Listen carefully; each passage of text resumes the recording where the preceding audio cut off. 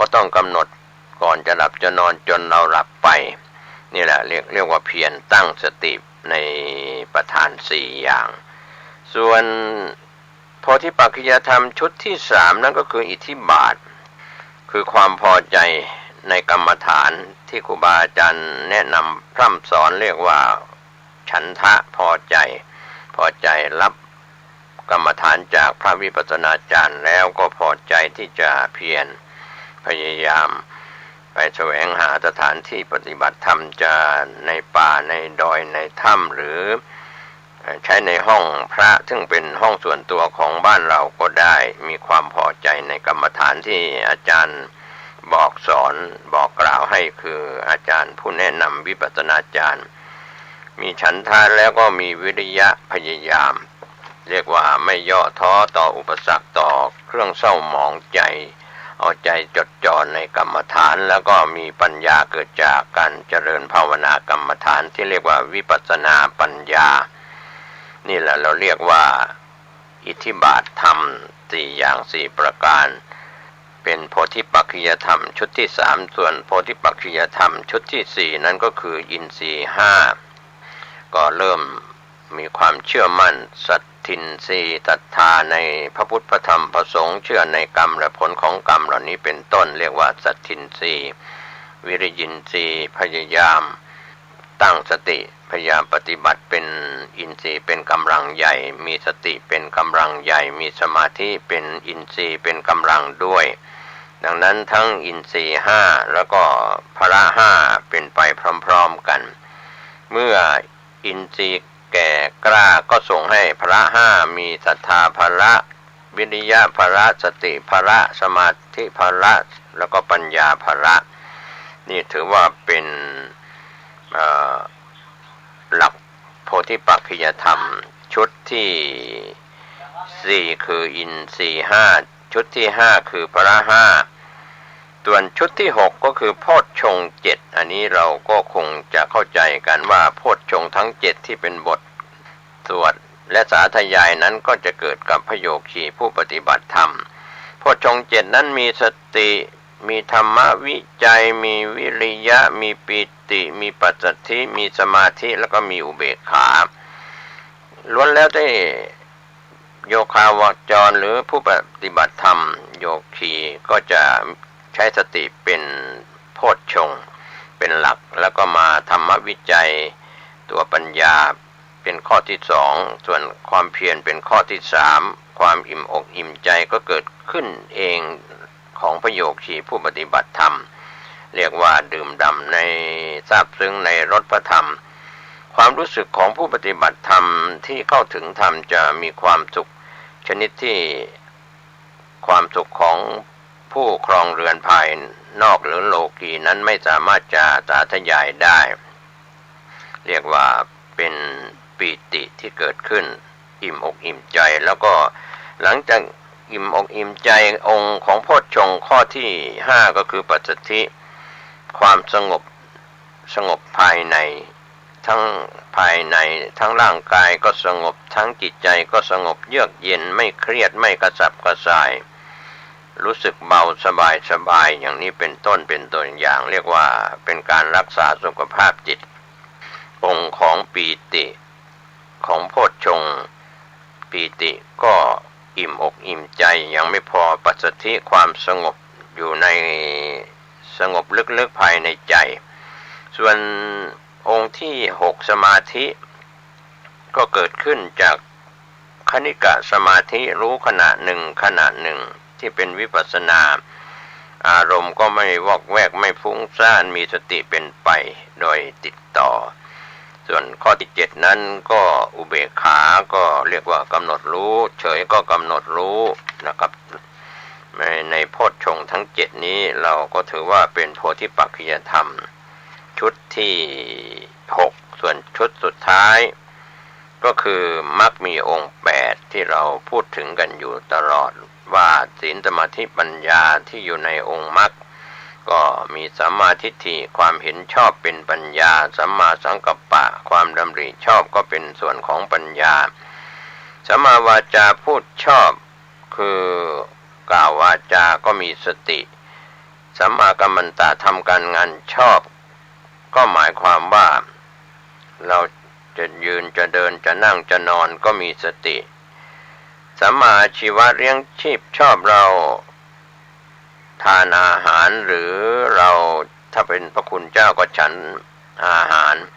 ทุกคำกลืนทุกคำข้าวก็มีสติเป็นสัมมาอาชีวะก็เป็นส่วนของศีลนะครับสัมมาวาจาสัมมากัมมันตะสัมมาอาชีวะทั้งสามนี้เป็นส่วนของศีลส่วนของสมาธิก็คือสัมมาวายามะความพยายามสัมมาสติที่เราระลึกคือมีสติอยู่ตลอดเวลาสัมมาสมาธิจิตใจตั้งมั่นชอบเหล่านี้ก็เราจะย่อว่าสัมมาทิฏฐิความเห็นชอบสัมมาสังกัปปะดำริชอบเป็นตัวปัญญาสัมมาวาจาสัมมากัมมันตะสัมมาอาชีวะเป็นศีลสัมมาวายามะสัมมาสติสัมมาสมาธิเป็นตัวปัญญาเป็นตัวสมาธินะครับเอาปัญญาไปไว้ต้นสององค์มรรคสัมมาทิฏฐิสัมมาสังกัปปะส่วนศีลนั้นอยู่กลางสัมมาวาจาสัมมากัมมันตะสัมมาอาชีวะส่วนสมาธิสุดท้ายก็คือเพียรชอบสัมมาวายามะสัมมาสติแล้วก็สัมมาสมาธินี่แหละเป็นโพธิปักขิยธรรม37ประการที่พูดถึงในคำว่าธรรมที่จะได้ตรัสรู้ก็มีสาธยายกันถึง37ข้อ37ประการเรียกว่าโพธิปักขิยธรรมอันนี้ก็เป็นส่วนที่เราขยายตามหลักของปริยัติส่วนในทางปฏิบัตินั้นก็คงเจริญภาวนากรรมฐานไปตามพระวิปัสสนาจารย์ที่สอนแล้วก็สอบอารมณ์กันเป็นประจำทั้งทวนญาณแล้วก็ในการสอบอารมณ์ประจำวันหรือสอบอารมณ์ประจำสัปดาห์สอบอารมณ์ประจำเดือนก็แล้วแต่บางท่านปฏิบัติมานานก็ไม่ต้องสอบอารมณ์กันบ่อยคือโยคีก็จะต้องเล่าให้อาจารย์ที่สอนกรรมฐานถึงอารมณ์ที่เกิดขึ้นบางครั้งในลำดับของวิปัสสนาญาณ16ตั้งแต่นามรูปปริเฉทญาณเป็นต้นไปจนถึงญาณที่16นั้นพระวิปัสสนาจารย์ที่เป็นอาจารย์ผู้สอนกรรมฐานก็จะสอนแนะนำวิธีปฏิบัติแล้วก็สอบอารมณ์แก้ทางถูกทางผิดอะไรถูกอะไรผิดในระยะแรกในระยะเริ่มต้นนั้นส่วนใหญ่ก็ยังโยคีนั้นอาจจะไปติดในนิมิตที่เกิดขึ้นไม่ว่าจะเป็นนิมิตล่อหลอกลวงล้างก็ทำให้โยคีบางครั้งนั่งไปไปเห็นนรกไปเห็นนิมิตที่เป็นสวรรค์หรือเป็นนิมิตหลอกหลอนต่างๆนิมิตล่อหลอกลวงล้างเหล่านี้ก็โยคีจะไปติดในนิมิตที่ดีๆก็จะติดไม่กำหนดรู้เผลอสติในนิมิตที่เกิดขึ้นไม่ว่าจะเป็นนิมิตล่อหลอกลวงล้างของโยคีผู้ปฏิบัติธรรมในระยะแรกเริ่มใหม่ๆส่วนใหญ่ผู้ปฏิบัติธรรมไม่เข้าใจก็คิดว่ามีบุญแล้วมีวาสนาแล้วมีอะไรดีๆแล้วพอปฏิบัติได้ใหม่ๆก็ไปเห็นนิมิตไปเห็นภาพไปนิมิตนั่งหลับตาไปก็ไปติดในนิมิตนั้นไม่กำหนดขาดสติก็ทำให้เผลอหรือหลงลืมไปดังนั้นโยคีผู้ปฏิบัติก็อย่าได้ไปติดในนิมิตล่อหลอกลวงล้างที่อาจารย์สอนท่านก็จะแนะนำว่าให้กำหนดรู้อย่าไปเพลิดเพลินอย่าไปหลงไหลในนิมิตที่เข้าไปรู้ไปเห็นก็จะเป็นขั้นตอนของโยคีที่ปฏิบัติใหม่ๆบางคนบางท่านก็ติดนิมิตอยู่นานก็กลายเป็นอุปาทานในนิมิตในที่ตนก็ไปอวดอ้างให้คนภายนอกว่าไปเห็นนรกไปเที่ยวสวรรค์ไปท่องนรกไปเที่ยวสวรรค์อะไรต่างๆนิมิตเหล่านั้นเป็นภาพหลอกหลอนล่อหลอกลวงล้างให้เราไม่เข้าใจสิ่งที่ถูกต้องคือต้องกำหนดรู้ต้องมีสติก็เมื่อนิมิตนั้นผ่านไปล่อก็ไม่สำเร็จเพราะมีสติทันหลอกก็ไม่สามารถจะหลอกได้เราก็มีสติกำหนดรู้ ลวงจะเป็นนิมิตลวงอะไรให้เราเข้าใจบางคนบางท่านนั่งไปคิดว่าตนเองเข้าใจตนเองผิดว่าบรรลุธรรมแล้วบรรลุมรรคผลนิพพานแล้วอะไรอย่างนี้ไปคิดเองคาดคะเนเอาเดาเอาไม่ได้เกิดจากการปฏิบัติธรรมบรรลุมรรคผลนิพพานตามหลักของวิปัสสนาญาณ16ก็เริ่มตั้งแต่นามรูปปริเฉทญาณเป็นต้นไปจนถึงปัจเจเวคขณญาณที่16นะครับอันนี้พระวิปัสสนาญาณพระวิปัสสนาจารย์ก็จะสอนและสอบอารมณ์จะเข้าใจพระโยคีผู้ปฏิบัตินั้นเข้าถึงสภาวธรรมไปถึงลำดับญาณเท่าไหร่ไล่ไปตั้งแต่ญาณที่1วิปัสสนาญาณที่1ที่2ที่3ที่4ที่5ที่6ที่7ที่8ที่9ที่10ที่11ที่12ที่13ที่13นี้เป็นการข้ามโคตรจากปุถุชนไปสู่อริยะเรียกว่าโคตรภูญาณส่วนที่เป็นมรรคญาณญาณที่14ญาณที่15ผลญาณนั้นเป็นอริยโคตรแล้วก็ปัจเจเวคขณญาณที่16ก็พิจารณาว่าตนเองได้บรรลุโสดาปัตติมรรคโสดาปัตติผลสกิทาคามีมรรคสกิทาคามีผลอนาคามีมรรคอนาคามีผลอรหัตมรรคอรหัตผลแต่การข้ามโคตรจากปุถุชนไปสู่อริยะนั้นก็มีครั้งแรกครั้งเดียวคือข้ามโคตรจากปุถุชนไปสู่การเป็นพระโสดาบันนี่แหละเรียกว่าอริยโคตรก็ตั้งแต่ญาณที่14 15เป็นต้นไปนะครับส่วนปัจเจเวคขณญาณนั้นก็พิจารณาว่าได้บรรลุมรรคผลนิพพานแล้วเป็นพระโสดาบันสกิทาคาอนาคาหรือเป็นพระอรหันต์อะไรก็แล้วแต่จะเข้าใจในสภาวธรรมดังนั้นขั้นตอนของปุถุชนก็คือต้องฟังวิปัสสนาจารย์เราเป็นลูกศิษย์ต้องมีครูต้องฟังอาจารย์จะสอนแล้วก็สอบอารมณ์เพื่อชี้ทางถูกชี้ทางถูกถ้าเราหลงผิดไปก็ชี้ทางให้กลับจิตกลับใจกลับความประพฤติในการปฏิบัติธรรมเสียใหม่ดังนั้นที่เราเห็นพระคุณเจ้าในยุคอดีตจนถึงปัจจุบันอาจจะเห็นพระคุณเจ้าเดินธุดงค์ไปยังมีหลงเหลืออยู่แต่สมัยก่อนนั้นก็เดินธุดงค์ไปเพื่อแสวงหาสถานที่ปฏิบัติธรรมจะเป็นถ้ำเป็นป่าเป็นดอยเป็นหมู่เกาะอะไรก็แล้วแต่นะครับไปแสวงหาที่วิเวกสงบเพื่อการปฏิบัติพระกรรมฐานแต่ดอยหรือสถานที่วิเวกโดยธรรมชาติในขณะนี้ก็ลดน้อยลงไปดังนั้นหลายคนหลายท่านก็หันมารณรงค์ปลูกต้นไม้ทดแทนในเป็นต้นไม้ในบ้านต้นไม้ในสวนต้นไม้ที่เกิดขึ้นเป็นธรรมชาติก็จะมีความร่มรื่นในการที่จะเป็นสถานที่ปฏิบัติธรรมไม่ว่าพระคุณเจ้าท่านก็เป็นวัดป่านะครับรักษาป่าไม้ธรรมชาติเป็นวัดป่าที่เราเรียกว่าอรัญญวาสีวัดที่เป็นวัดป่าส่วนคามวาสีวัดที่เป็นอยู่ใกล้บ้านนั้นก็อาจจะความสงบจะไม่วิเวกเท่ากับอรัญญวาสีวัดป่าที่อยู่ตามธรรมชาติดังนั้นจึงวัดป่าจึงอยู่กับต้นไม้กับธรรมชาติเสียเป็นส่วนใหญ่เช้าขึ้นมาพระกรรมฐานเหล่านั้นก็โคจรออกไปรับบิณฑบาตตามหมู่บ้านนิคมใกล้ๆนำอาหารภัตตาหารเหล่านั้นมาฉันแล้วสำหรับพระคุณเจ้าก็ปฏิบัติธรรมในป่าก็ได้รับความสงบความสุขความวิเวกมากขึ้นก็ถือว่าเป็นภาพลักษณ์ที่เห็นว่าพระคุณเจ้าเดินธุดงค์ไปเพื่อแสวงหาป่าความสงบความวิเวกแต่ปัจจุบันป่ามีลดน้อยลงก็ใช้ห้องกรรมฐานเป็นห้องปฏิบัติอยู่ในห้องนะครับเดินจงกรมนั่งสมาธิในห้องหรือนอกห้องก็แล้วแต่พระโยคีก็จะใช้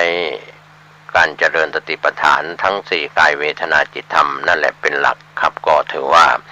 โพธิปักขิยธรรม37ประการวันนี้ที่ผมเกษตรเพชรฤทธิ์นำมาบรรยายโดยย่อๆในรูปแบบของการปฏิบัตินั้น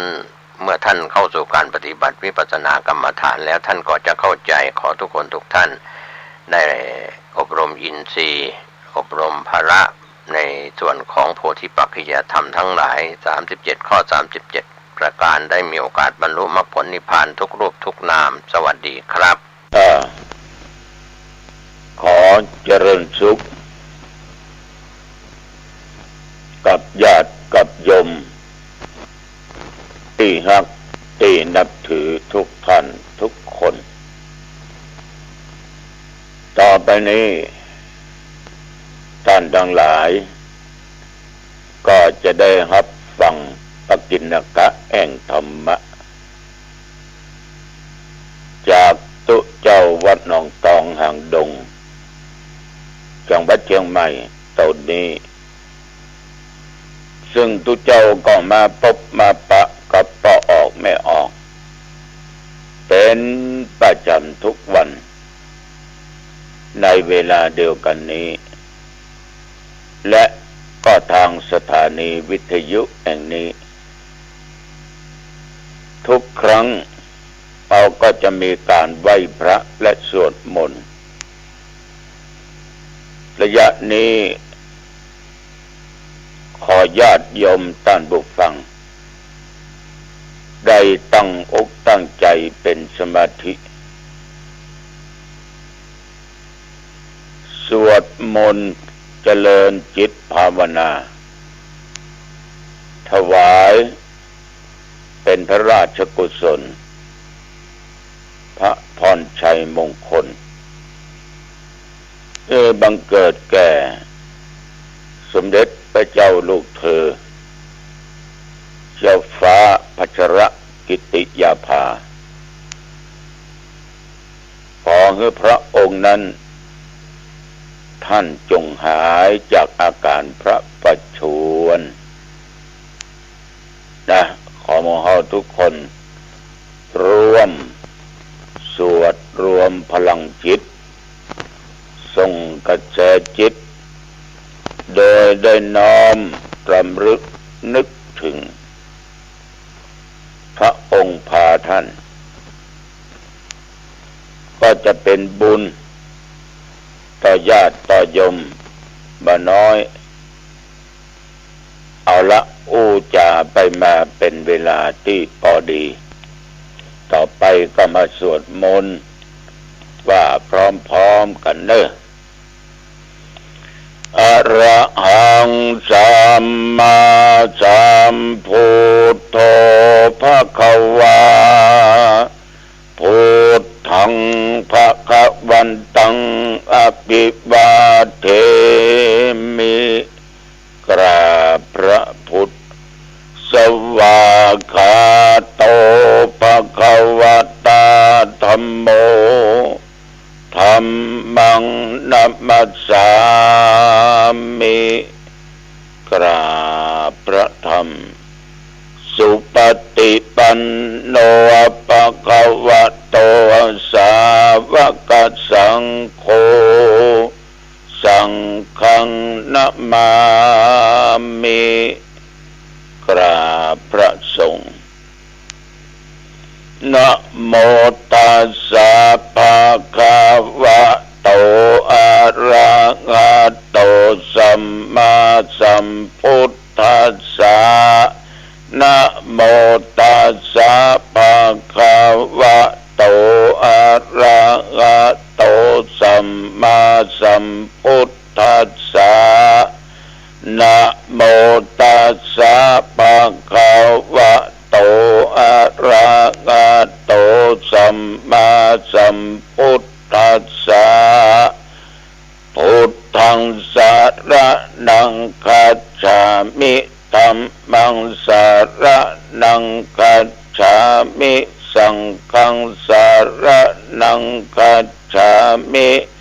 ทุติยัมปิพุทธังสรณังคัจฉามิทุติยัมปิธัมมังสรณังคัจฉามิทุติยัมปิสังฆังสรณังคัจฉามิตติยัมปิพุทธังสรณังคัจฉามิ ตติยัมปิธัมมังสารนังคัจฉามิตติยัมปิสังฆังสารนังคัจฉามิยะโตอังภาเกเนอริยายาชาติยาชาโตนาทิชานามิสัญเจจะปานังชีวิตาโบโรเปตัวเตนะสัจเจนะโสติเตโอตุโสติกัปภาสะโพชังโคสัตติสังฆาโตธัมมานังวิจโยตถาบิริยัมปิติปัสสติโพชังคาจะตถาปะเรสัมมาตุเปกะโพชังคาสัตเตเตสัพพะทัสสินามุนินาสัมมาทักขาตาภาวิตาภาหุลิกะตาสังวัตตันติอภิญญายะนิพพานายะจะโพธิยาเอเตนะสัจจะปัจเจนะโสติเตโอโตสัพพะทาเอกัสสมิงสามาเยนะโทมุขันลานัญจากัสสัพพังคิลานเนตุคิเตติสาโพชังเกสัตตะเทสะเยเตจะตังอะอินันติตัวโรกามุตจิงสุตังคะเนเอเตนะสัจจะวัจเจนะโสติเตโหตุสัพปัทธาเอกทาธรรมราชาปิเกลันเยนาปิปิริโต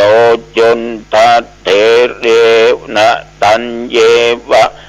กานาเปตัวนาสาการังสัมโพธิตัวจะอาภาธาตัมมาพุทธาสิธานาโสเอเตนะสัจจะบัจเจนะโสทิเตโหโตสัพพะทาปะหินาเตจาอาภาธาตันนันลัมปิมาเอสินังมิคาอัตตะกิเลสาวาปัตตานุปเตธัมมาตังเอเตนะสัจจะปัจเจนะโสทิเตโหตุสัพพะทาภวะตุสัพพะมังคลังรักขันตุสัพพะเทวตาสัทธาโสทิภวันตุเตภวะตุสัพพะมังค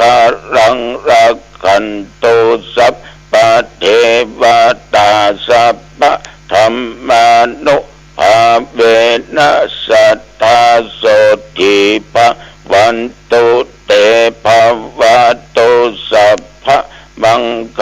ลังรักขันตุสัพพะเทวตาสัพพะสังฆานุภาเวนะสัทธาโส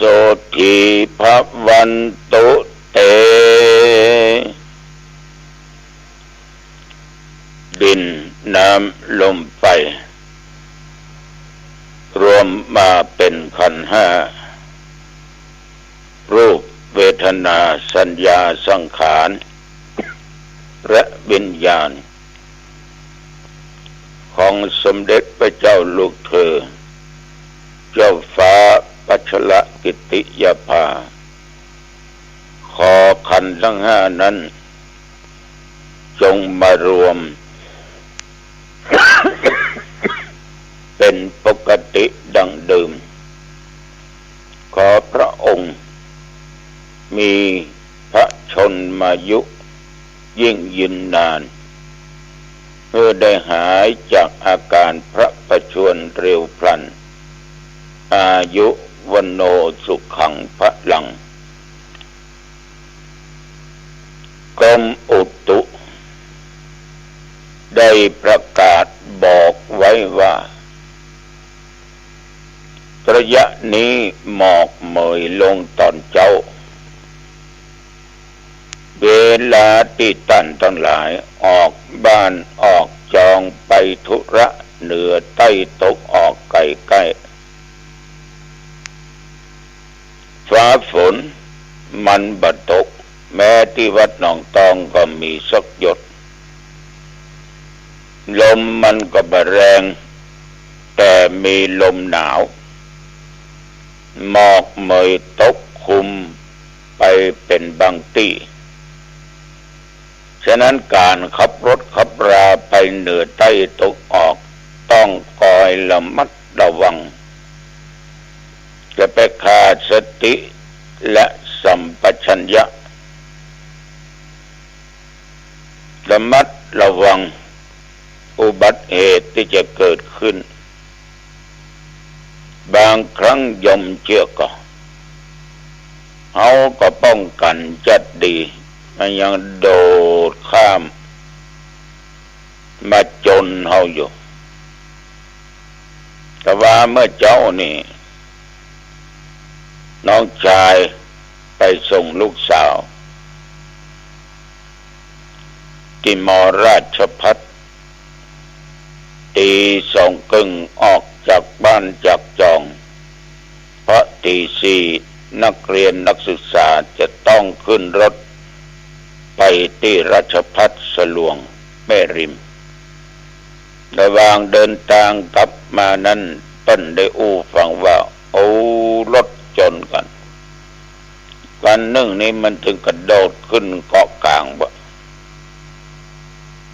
อีกกันหนึ่งนั้นลงข้างต่างเพราะเมื่อเจ้าหมอกเมยมันตกฉะนั้นญาติโยมจงมีสติจงมีสติควบคุมด้านจิตใจ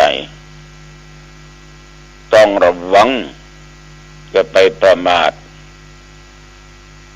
เพราะอุบัติเหตุนั้นมันเกิดขึ้นได้ทุกขณะทุกเวลา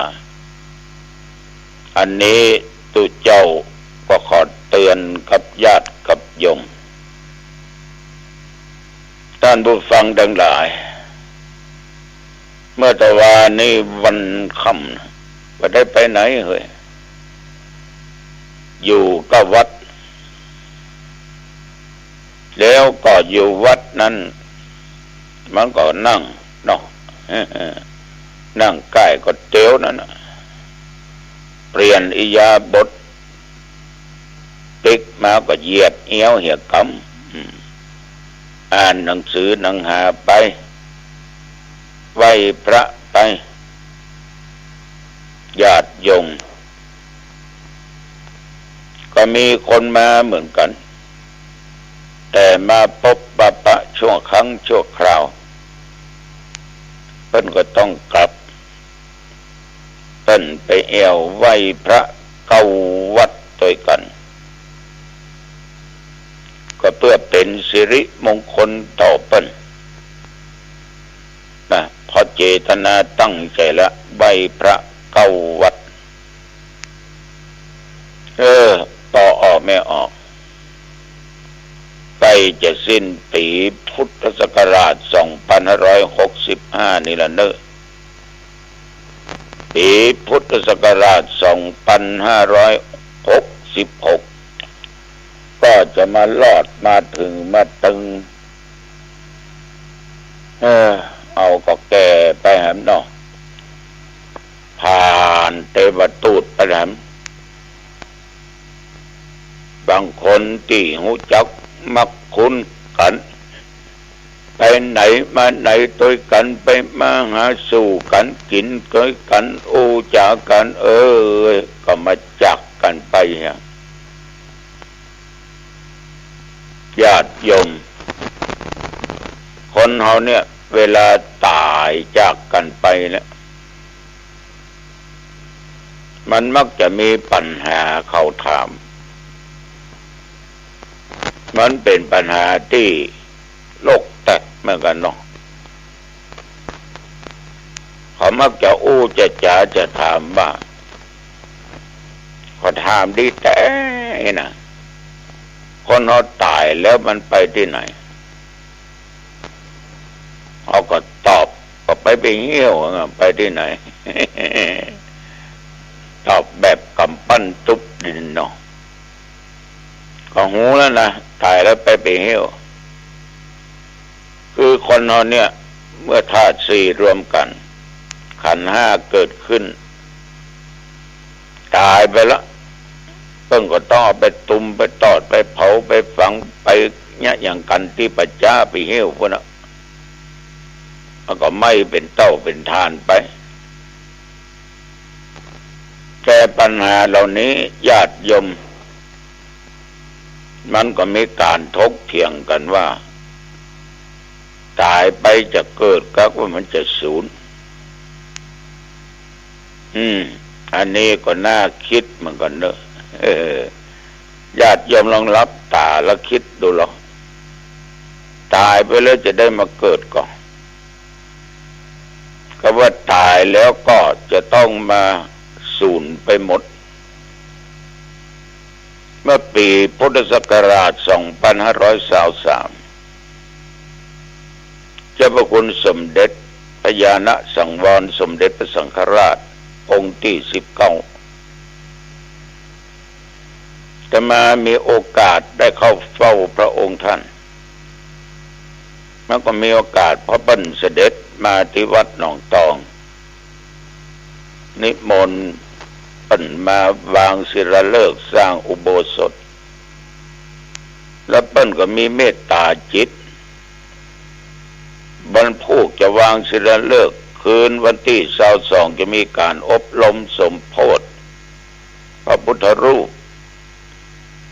ที่หล่อขึ้นมาแล้วก็เรียนของตัวเองเจ้าพระคุณสมเด็จเปิ้นก็โปรดมีเมตตามาเป็นประธานจุดเทียนชัยนั่งแผ่เมตตาให้ก่อนที่จะจุดเทียนชัยและแผ่เมตตามีโอกาสนั่งใกล้ชิดเปิ้นได้สนทนาธรรมกับสมเด็จท่านเข้าประกาศได้สักคำประโยคแรกที่อาตมาภาพได้ยินเปิ้นถามว่านี่ท่านพระครูเกิดมาทำไม เขาเจอละเต็มเป่าแล้วเนาะตัวเจ้าหลวงตองก็ตอบว่าเกล้าเกิดมาใช้กรรมและสร้างกรรมเหมือนกับเจ้าพระคุณสมเด็จมาวัดหนองตองในครั้งนี้มาใช้กรรมและสร้างกรรมงั้นเลยอาจจะเป็นกรรมเก่าของเจ้าพระคุณสมเด็จที่สร้างร่วมกับเกล้าจึงได้มาใช้กรรมมาทั้งกลางวันและกลางคืนแทนที่เจ้าพระคุณสมเด็จจะได้พักผ่อนสบายแต่ต้องมาใช้กรรมและร่วมกันสร้างกรรมดีขึ้นพอเกล้าจะสร้างโบสถ์เจ้าพระคุณก็จะมาวางแผ่นศิลาฤกษ์เจ้าพระคุณก็ยังมาในตอนกลางคืนอีกมาสร้างกรรมดีมาให้กำลังอกกำลังใจก็นั่งสนทนากับหลวงพ่อสมเด็จเป็นเวลาเกือบชั่วโมงพอดึกพอทุกเจ้าทั้งหลายพ่อหน้าเฮาหมดมาดเวลานั้นญาติโยมหลังจากทำพิธีอย่างเสร็จครูบาคำตันวัดสันทรายหลวงเนี่ยเอาตั้งทำหลวงด้วยหรอกเพิ่นมาเตะทำนกรกันญาติโยมท่านผู้ฟังเอามันนึกถึงคำถามของเจ้าพระคุณสมเด็จก็หมายความว่าคนเราเนี่ยจะเกี่ยวกับกรรมหมดจะตายไปก็จะสูญไปก็ไอ้น่ะ ขอพระพุทธเจ้านะญาติโยมก็องค์ท่านได้ตรัสรู้ได้หูได้หันความจริงก็จึงสิ้นปัญหาต่างๆในสิ่งที่หูพระองค์ได้ตรัสว่ากัมมังเขตตังกัมเนี่ยเหมือนกับนาก็ไม่ออกหูนาแล้วไปมีให้มีนาถึงหูเนาะบางคนก็มีหลายปั้นหลายให้บางคนมีเป็นสิบเป็นจ้าเป็นร้อยเป็นพันให้ก็นี่นะเบญญาณังพีชังเบญญาณเหมือนกับพืชที่หว่านลงในนาพอออกไม่ออกเนี่ยให้เนี่ยนาจะปลูกถั่วปลูกข้าวนอกจากเฮามีติดดินที่นาเฮานั่นน่ะดินนั้นจะต้องดีก็จะเป็นดินเค็มก็ดินจืดดินอย่างเฮาหมัวเนาะทีนี้เฮาจะหว่านพืชลงไปนั่นน่ะอย่างข้าวมันก็มีเมล็ดถั่วเหลืองมันก็เป็นเมล็ดเนาะเฮาก็หว่านลงไปในนาท่านก็บอกว่าเมื่อเอาหว่านลงไปในนาแล้วเนี่ยมันก็งอกก็เงยขึ้นมาแต่ว่ามันงอกเงยได้นั่นเพราะว่าตัณหาสิทธิเนโหตัณหาเหมือนยางเหนียวมีอยู่ในพืชอันจะทำให้พืชนั้นปลูกงอกงามขึ้นได้ญาติโยมพอญาติโยมกอบไม้บางชนิดที่มียางมีอย่างเนี้ยเวลาเขากอบเอาไปปลูกไปอย่างเนี้ยมันจะใหญ่เว้ยเพราะว่าดินนั่นน่ะมันเหนียวยางมันเหนียวจึงทำเวลาเอาปลูกไปมันก็งอกเงยขึ้นญาติโยมด้านผู้ฟังมันเป็นแค่นี้คือกรรมนำมากรรมก็สร้างหรือว่าอุปธรรมยางก็คือตัวกรรมนั่นเองเพราะฉะนั้นเมื่อยังมีกรรมอันเกิดจากการกระทำของเราในอดีตชาติหรือภพใดชาติใดก็ตามมันก็ต้องมีวิญญาณและตัณหาอยู่ยังจะต้องไปเกิดในภพในชาติต่างๆเกิดมาเป็นคนนี่นะพอออกไม่ออกแสนยากเนอะแสนยากเนอะลำบากเนอะหมายดีมได้เกิดนะยอมลองรับตานึกในบ้านของโยมนะมีกี่คนมีคน2 คน3 คนนอสมมุติเอาเขาได้เกิดเป็นคนนี่นับว่าหน้าบุญแล้วนะกรรมดีเขามีนักในอดีตชาติจึงได้มาเกิดเป็นคนถ้าไปเกิดเป็นสัตว์เดรัจฉานนะเพราะเอาญาติยอมลองรับตานึกบ้านยมมีมดกี่ตัวมีปวกนักก่อมียุงโนมีหมาโนมีแมวโนมีอย่างนักกว่าเขาที่เป็นคนอยู่ในบ้านนั้น3 คนพ่อแม่ลูกหน้าบุญกับเขาได้ไปเกิดเป็นสัตว์เดรัจฉานกรรมดีเขายังนักอยู่จึงได้มาเกิดเป็นมนุษย์เมื่อเกิดมาเป็นคนเนี่ยญาติโยมนับว่ามีบุญแล้วแต่มันก็มีกรรมฉะนั้นคนเราเกิดมาเนี่ยแม้แต่รูปร่างสรีระร่างกายคนเราก็ยังเหมือนกันนะว่าเหมือนกันญาติโยมบางคนเกิดมาสูงบางคนเกิดมาต่ำบางคนเกิดมาดำบางคนเกิดมาขาวบางคน ผิวพรรณวรรณะดีบางคนกล้าหยาบบางเกิดมาในตระกูลมีเงินมีทองมีเข้ามีของบางเกิดมาในตระกูลทุกข์ยากอับจนบางคนเกิดมามีสติปัญญาเฉียบแหลมบางคนปัญญาเต่าตุนความคิดความอ่านว่าทันเปิ้นบางคนใบหน้ารูปร่างงดงามบางคนเกิดมาขี้เละก็ออกไม่ออกแล้วแต่กรรมจะบันดาลหรือมันเป็นไปต่างๆนั่นนะนี่ศรัทธาก่อนมันต้องไปคิดฆ่าตัวตายเนอะมันต้องไปคิดเนอะมันเป็นอัตตวิบากกรรมไปฆ่าตัวเองเนอะโอ้บาปนักนะพอออกไม่ออกบาปกรรมนักจะไปว่ามันปนทุกข์นะมันจะทุกข์กว่านี้อีกเกิดมามันจะทุกข์จะยากจะอับจะโจรจะอย่างใดก็ตามใจกรรมมันปนไปทำใจมาดื่มปนยืมสตางค์คนมาว่าใจมาดื่มปนมันถึงถูกทวงถามตลอดเวลาฉะนั้นญาติโยมท่านผู้ฟังเมื่อเรายังมีกรรมเมื่อเรายังมีวิญญาณเรายังมีตัณหาอยู่อย่างอยู่ต่างๆนานาเนี่ยในการเกิดมันต้องมีแบบว่าโยมและธรรมาภาพเขาทุกคนเนี่ยที่ฟังเนี่ยที่อู้เนี่ยต้องมาอยู่ในท้องของแม่แน่นอนมันจะมาอยู่ในท้องแม่เพราะมันพร้อมด้วยสิ่งสามประการคือหนึ่ง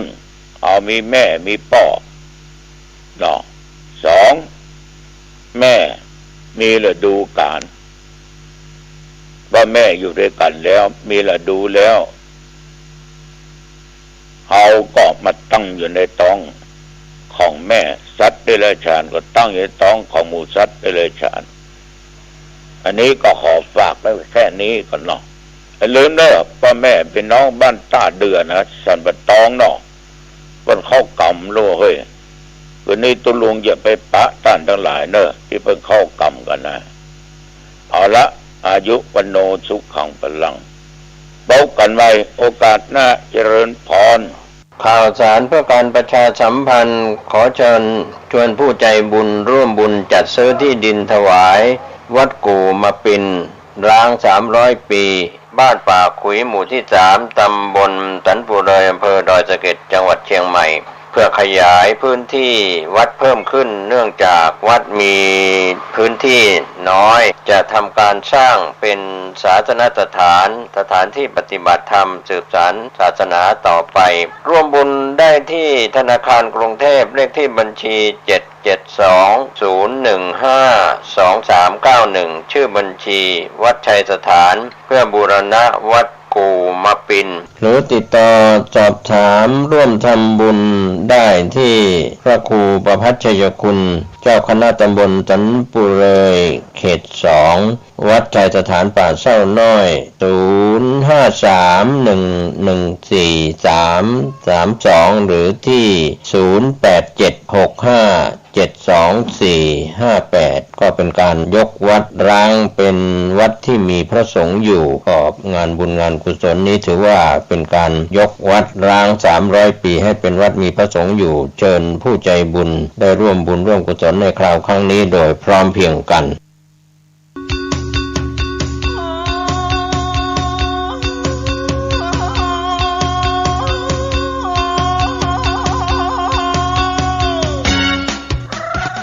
ข่าวสารเพื่อการประชาสัมพันธ์ขอเชิญชวนศรัทธานักศีลนักบุญทั้งหลาย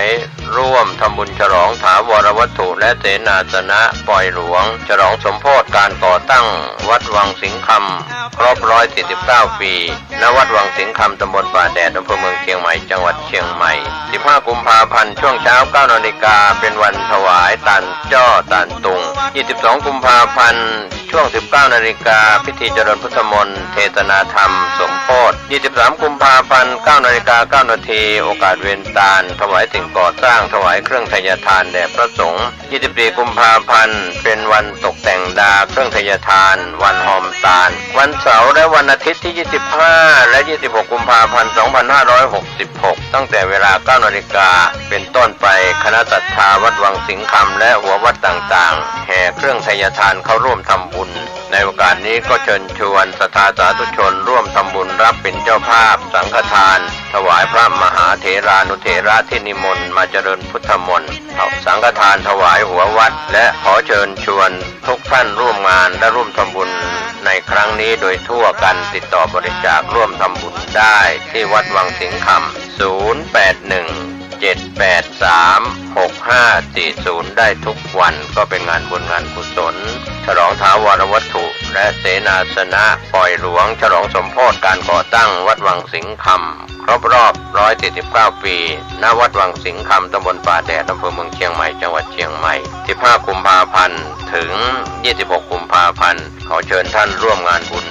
นี้โดยพร้อมเพรียงกัน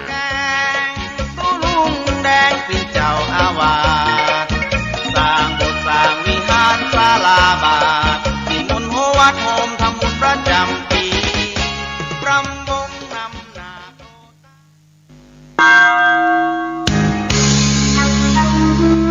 ส่งท้ายปีเสือตอนรับปีใหม่วัดฝายหินหลังมหาวิทยาลัยเชียงใหม่ขอเชิญชวนทุกท่านร่วมสวดมนต์ข้ามปีครึ่งราตรีกับความสุขสงบรักษากายรักษาจิต3 ทุ่มครึ่งเป็นต้นไปพร้อมร่วมประกาศอโหสิกรรมครั้งใหญ่สวดบูชานพเคราะห์สวดมนต์ข้ามปีเสวนาธรรมเรื่องของจิตและขันธ์สำคัญไฉนทุกท่านที่มาในงานครั้งนี้ขอท่านนำกลีบบัวมารองรับพระบรมสารีริกธาตุที่ทางวัดจะมอบให้กลับไปบูชาพร้อมรับของที่ระลึกเติมความโชคดีตลอดปีกระต่ายต่อไปอย่าพลาดสวดมนต์ข้ามปีณวัดฝายหินหลังมหาวิทยาลัยเชียงใหม่ของที่ระลึกมีจำนวนจำกัดสวัสดีครับท่านผู้ฟังที่เคารพข่าวชาวบ้านผมกาเศษเพชรสำริดบรรณาธิการข่าวก้าวหน้านิวกับการทำหน้าที่สื่อสารมวลชนของพี่น้องสื่อมวลชนทุกแขนงสาขาจากส่วนกลางและก็ส่วนภูมิภาคข่าวภายในประเทศข่าวจากต่างประเทศก็ทำหน้าที่เป็นกระจกเงาของสังคมแต่ละสื่อไม่ว่าจะเป็นสื่อไทยสื่อเทศสื่อในส่วนกลางหรือสื่อในส่วนของภูมิภาคของประเทศไทยเรียกว่าใช้สรรพทุกแขนงสาขาเราให้ความสำคัญกับการรายงานข่าวของพี่น้องสื่อมวลชนในรอบ 24 ชั่วโมงนอกจากนั้นปัจจุบันภาคประชาชนก็เป็นสื่อในส่วนของการส่งคลิปส่งข้อมูลต่างๆเหตุการณ์ต่างๆเกิดขึ้นในรอบวันก็เป็นส่วนที่เราหลายคนหลายท่านก็มีการติดตามข้อมูลข่าวสารโดยเฉพาะในโลกยุคใหม่จากโทรศัพท์มือถือที่มีอินเทอร์เน็ตมีข่าวออนไลน์หรือข้อมูลข่าวสารทั้งคลิป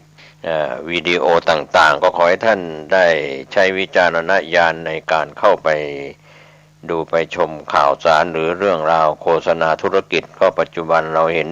ได้จากแก๊งคอลเซ็นเตอร์เข้าไปรบกวนท่านตามโทรศัพท์มือถือของท่านนะครับก็ขอให้ท่านระมัดระวังอย่าหลงคารมเพราะส่วนใหญ่ก็จะเป็นการหลอกล่อให้เกิดความต้องการที่จะได้อย่างนั้นจะได้อย่างนี้เรียกว่าหลอกล่อจนได้ข้อมูลที่สามารถนำไปดูดเงินหรือถูกหลอกลวงได้ก็เป็นส่วนหนึ่งนะครับวันนี้ท่านที่อ่านหนังสือพิมพ์ออนไลน์คลิกเข้าไปที่ www.9hnanew.com ก็เป็นคลิกที่นำมาลิงก์ไว้ของสื่อออนไลน์ต่างๆที่เราจะได้รับรู้รับทราบข้อมูลประจำวันในรอบ 24 ชั่วโมงข่าวแรกวันนี้ก็เป็นเรื่องของดินฟ้าอากาศช่วงนี้อากาศช่วงเช้าอากาศหนาวเย็นทั่วไทยช่วงเช้าอากาศเย็นกรุงเทพมหานครต่ำสุด19องศาเซนเซียสภาคใต้มีฝนบางแห่ง27 ธันวาคม 2565 กรมอุตุนิยมวิทยารายงานอากาศทั่วไป บริเวณความกดอากาศสูงหรือมวลอากาศเย็นกำลังค่อนข้างแรงจากประเทศจีนยังคงปกคลุมประเทศไทยตอนบนและทะเลจีนใต้ขณะที่ลมฝ่ายตะวันตกในระดับบนเคลื่อนผ่านภาคเหนือลักษณะเช่นนี้ทำให้ภาคเหนือภาคตะวันออกเฉียงเหนือมีอากาศเย็นถึงหนาวในตอนเช้าส่วนภาคกลางรวมทั้งกรุงเทพมหานครและปริมณฑลภาคตะวันออกภาคใต้ตอนบนมีอากาศเย็นในตอนเช้าก็ขอให้ประชาชนบริเวณประเทศไทยตอนบนดูแลรักษาสุขภาพเนื่องจากสภาพอากาศที่เปลี่ยนแปลงรวมถึงระวังอันตรายจากอัคคีภัยไฟไหม้ที่อาจเกิดขึ้นเนื่องจากลมแรงและก็อากาศแห้งในระยะนี้สำหรับมรสุมตะวันออกเฉียงเหนือที่พัดปกคลุมอ่าวไทยภาคใต้และทะเลอันดามันมีกำลังอ่อนลงแต่ยังคงทำให้ภาคใต้ตอนล่างมีฝนฟ้าคะนองบางแห่งส่วนคลื่นลมบริเวณอ่าวไทยตอนล่างมีกำลังอ่อนลงคลื่นสูง 1-2 เมตรบริเวณที่มีฝนฟ้าคะนองคลื่นสูงมากกว่า2 เมตรขอให้ชาวเรือในบริเวณดังกล่าวเดินเรือด้วยความระมัดระวังและหลีกเลี่ยงการเดินเรือในบริเวณที่มีฝนฟ้าคะนองไว้ด้วยฝุ่นละอองในระยะนี้ประเทศไทยตอนบนมีการสะสมฝุ่นละอองหมอกควันอยู่ในเกณฑ์น้อยถึงปานกลางเนื่องจากมีลมมรสุมตะวันออกเฉียงเหนือพัดปกคลุมบริเวณดังกล่าวไปทางด้านข่าวจากกรุงเทพธุรกิจออนไลน์รายงานข่าวธุรกิจจีนเปิดประเทศยกเลิกมาตรการกักตัวเริ่ม8 มกราคม 2566 ในปีหน้าหัวข้อข่าวเร็วกว่าที่คิดจีนเปิดประเทศประกาศยกเลิกมาตรการกักตัวผู้ที่เดินทางจากต่างประเทศแล้วมีผล8 มกราคม 2566 นะครับก็ขออภัยที่รายงานหัวข้อข่าวผิดนะครับเป็นปีหน้าก็คือ 2566 ในช่วง8 มกราคม 2566จีนเปิดประเทศสำนักข่าวต่างประเทศรายงานข่าวจากจีนว่าล่าสุดคณะกรรมการสุขภาพแห่งชาติของจีนแถลงว่าจีนจะยกเลิกมาตรการกักตัวผู้ที่เดินทางจากต่างประเทศมีผลตั้งแต่8 มกราคม 2566 เป็นต้นไปหลังจากมีการบังคับใช้มานาน3 ปีเพื่อสกัดการแพร่ระบาดของโรคโควิด -19 จีนจะผ่อนคลายมาตรการจัดการเกี่ยวกับโควิด -19 จากปัจจุบันที่อยู่ในระดับเป็นมาตรการป้องกันขั้นสูงสุดจากการแถลงดังกล่าวส่งผลให้หุ้นที่เกี่ยวกับตลาดจีนพุ่งทันทีและยอดค้นหาเที่ยวบินระหว่างประเทศของจีนพุ่งขึ้นทันที7 เท่าจากการรายงานข่าวนับว่าเป็นข่าวดีต่อภาคการท่องเที่ยวไทยที่จะได้ลุ้นเห็นการฟื้นตัวของตลาดนักท่องเที่ยวจีนหลังจากจีนปิดประเทศมานานเกือบ3 ปีตั้งแต่ปี 2562 ก่อนโควิด -19 ระบาดตลาดนักท่องเที่ยวจีนที่จะมาไทยมากที่สุดเป็นอันดับ1ด้วยจำนวน11 ล้านคนครองสัดส่วนประมาณ 27% ของตลาดต่างชาติที่มาเที่ยวไทย 39.9 ล้านคนในปีดังกล่าวและน่าจะเดินทางเข้าไทยในช่วงเทศกาลตรุษจีนที่จะถึงนี้ครับก็เป็นหัวข้อข่าวจากกรุงเทพธุรกิจออนไลน์รายงานข่าวธุรกิจจีนเปิดประเทศยกเลิกมาตรการกักตัวเริ่ม8 มกราคม 2566 ที่จะมาถึงช่วงส่งท้ายปีเก่าต้อนรับปีใหม่โดยเฉพาะส่งท้ายปีก็มีการตั้งฉายาสื่อให้กับรัฐบาลโดยการนำของนายกรัฐมนตรีและคณะรัฐมนตรีและผู้เกี่ยวข้องในปีนี้พี่น้องสื่อมวลชนทุกแขนงสาขาก็มีโอกาสที่จะได้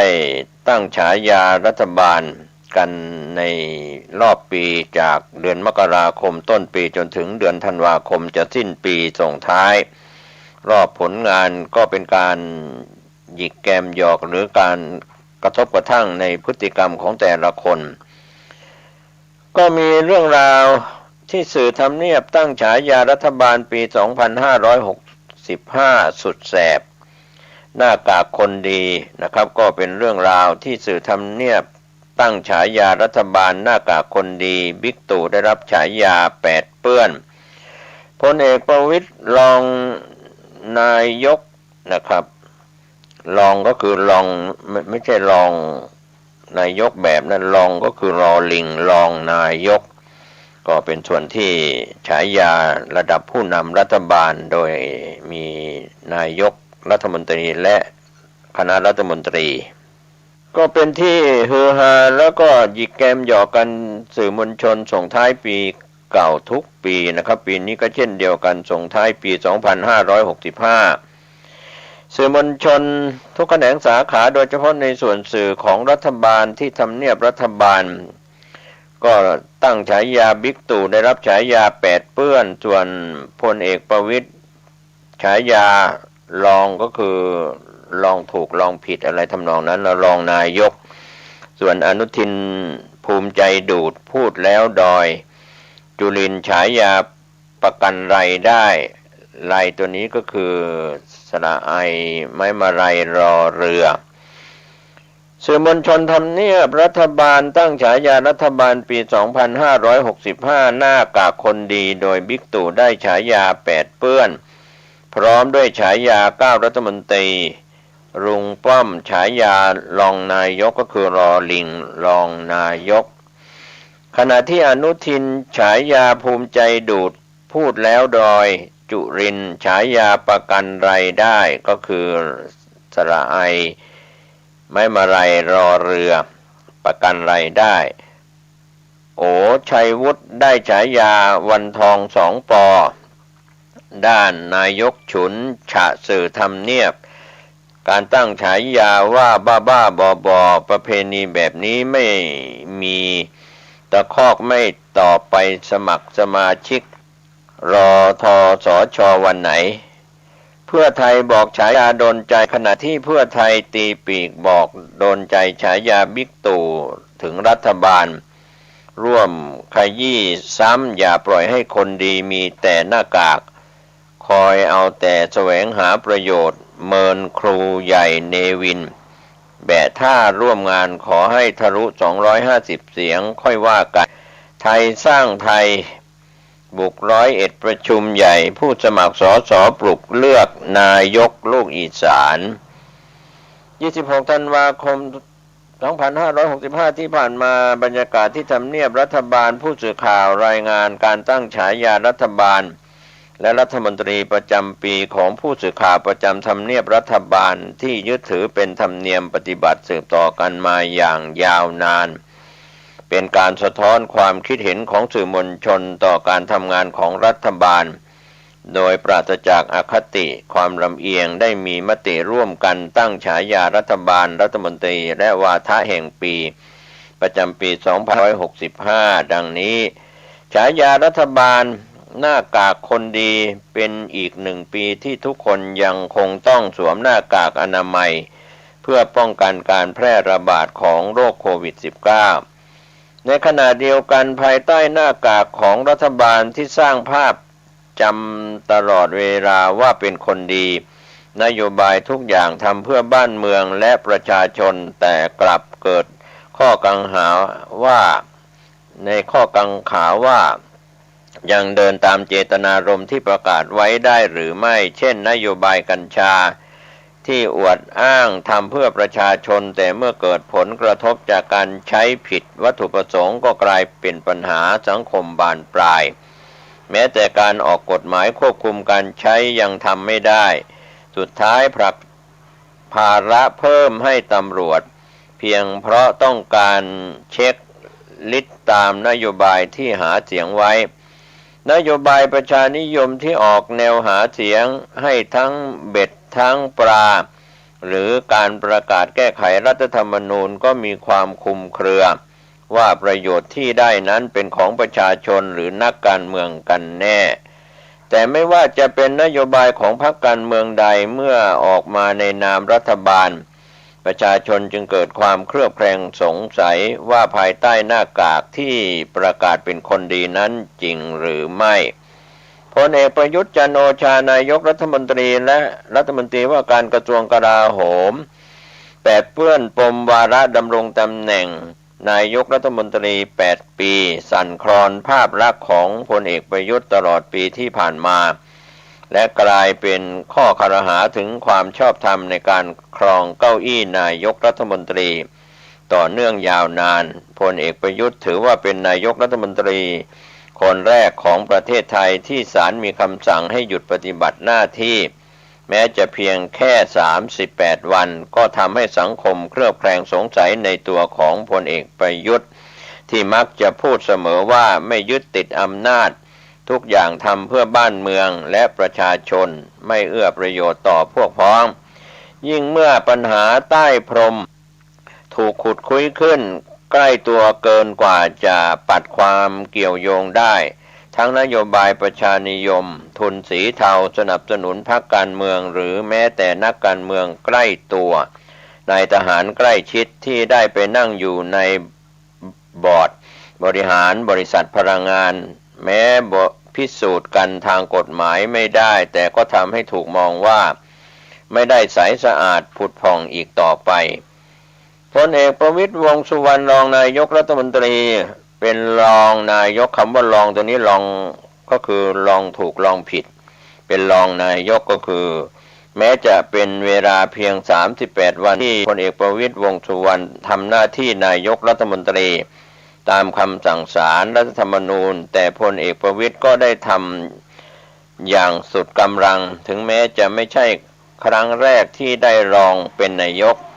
หลายครั้งที่ตัวจริงอย่างพลเอกประยุทธ์ต้องไปปฏิบัติภารกิจต่างประเทศ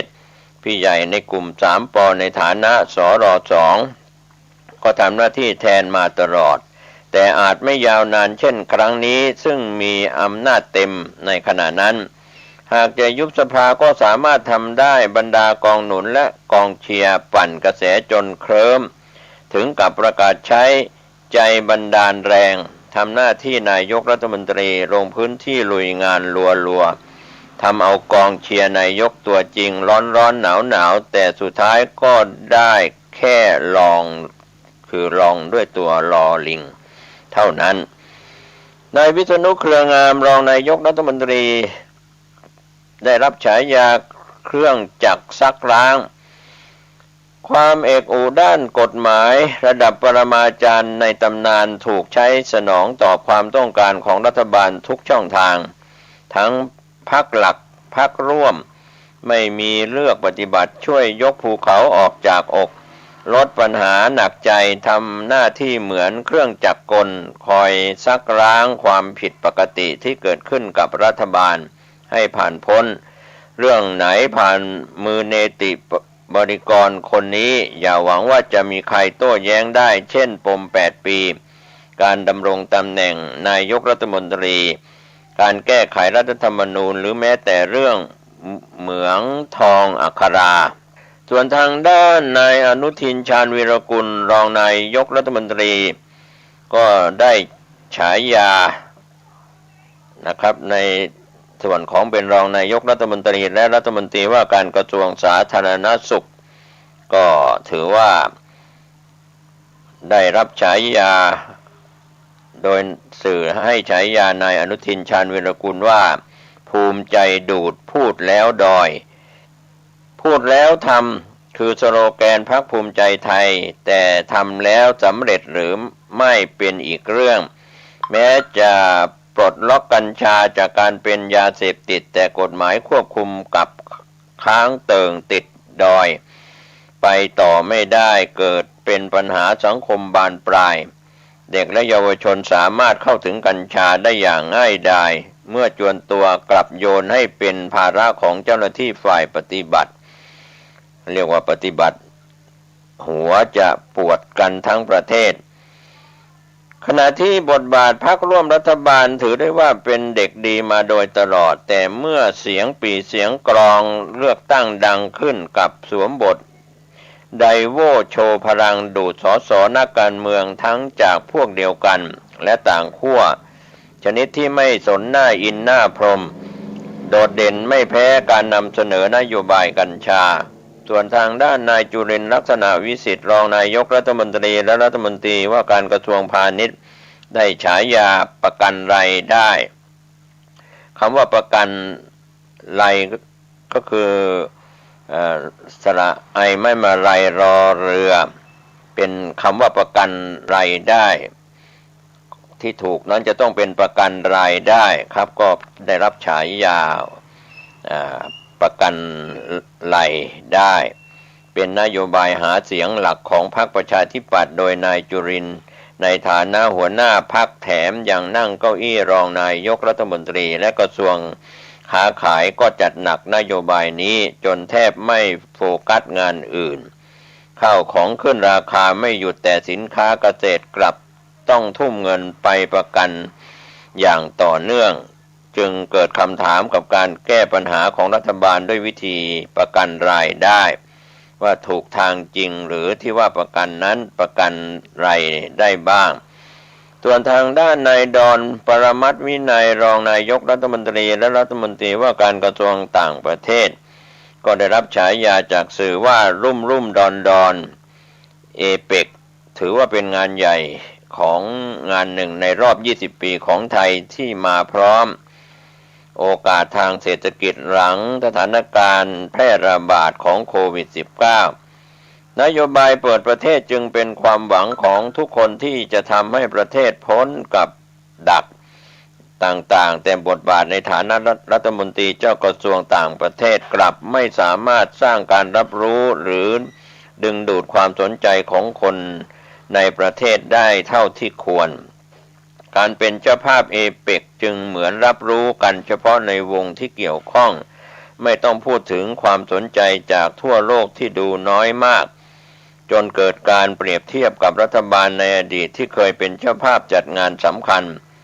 ล้มเหลวตั้งแต่ระบบลงทะเบียนลามไปจนถึงกิจกรรมประชาสัมพันธ์โหมโรง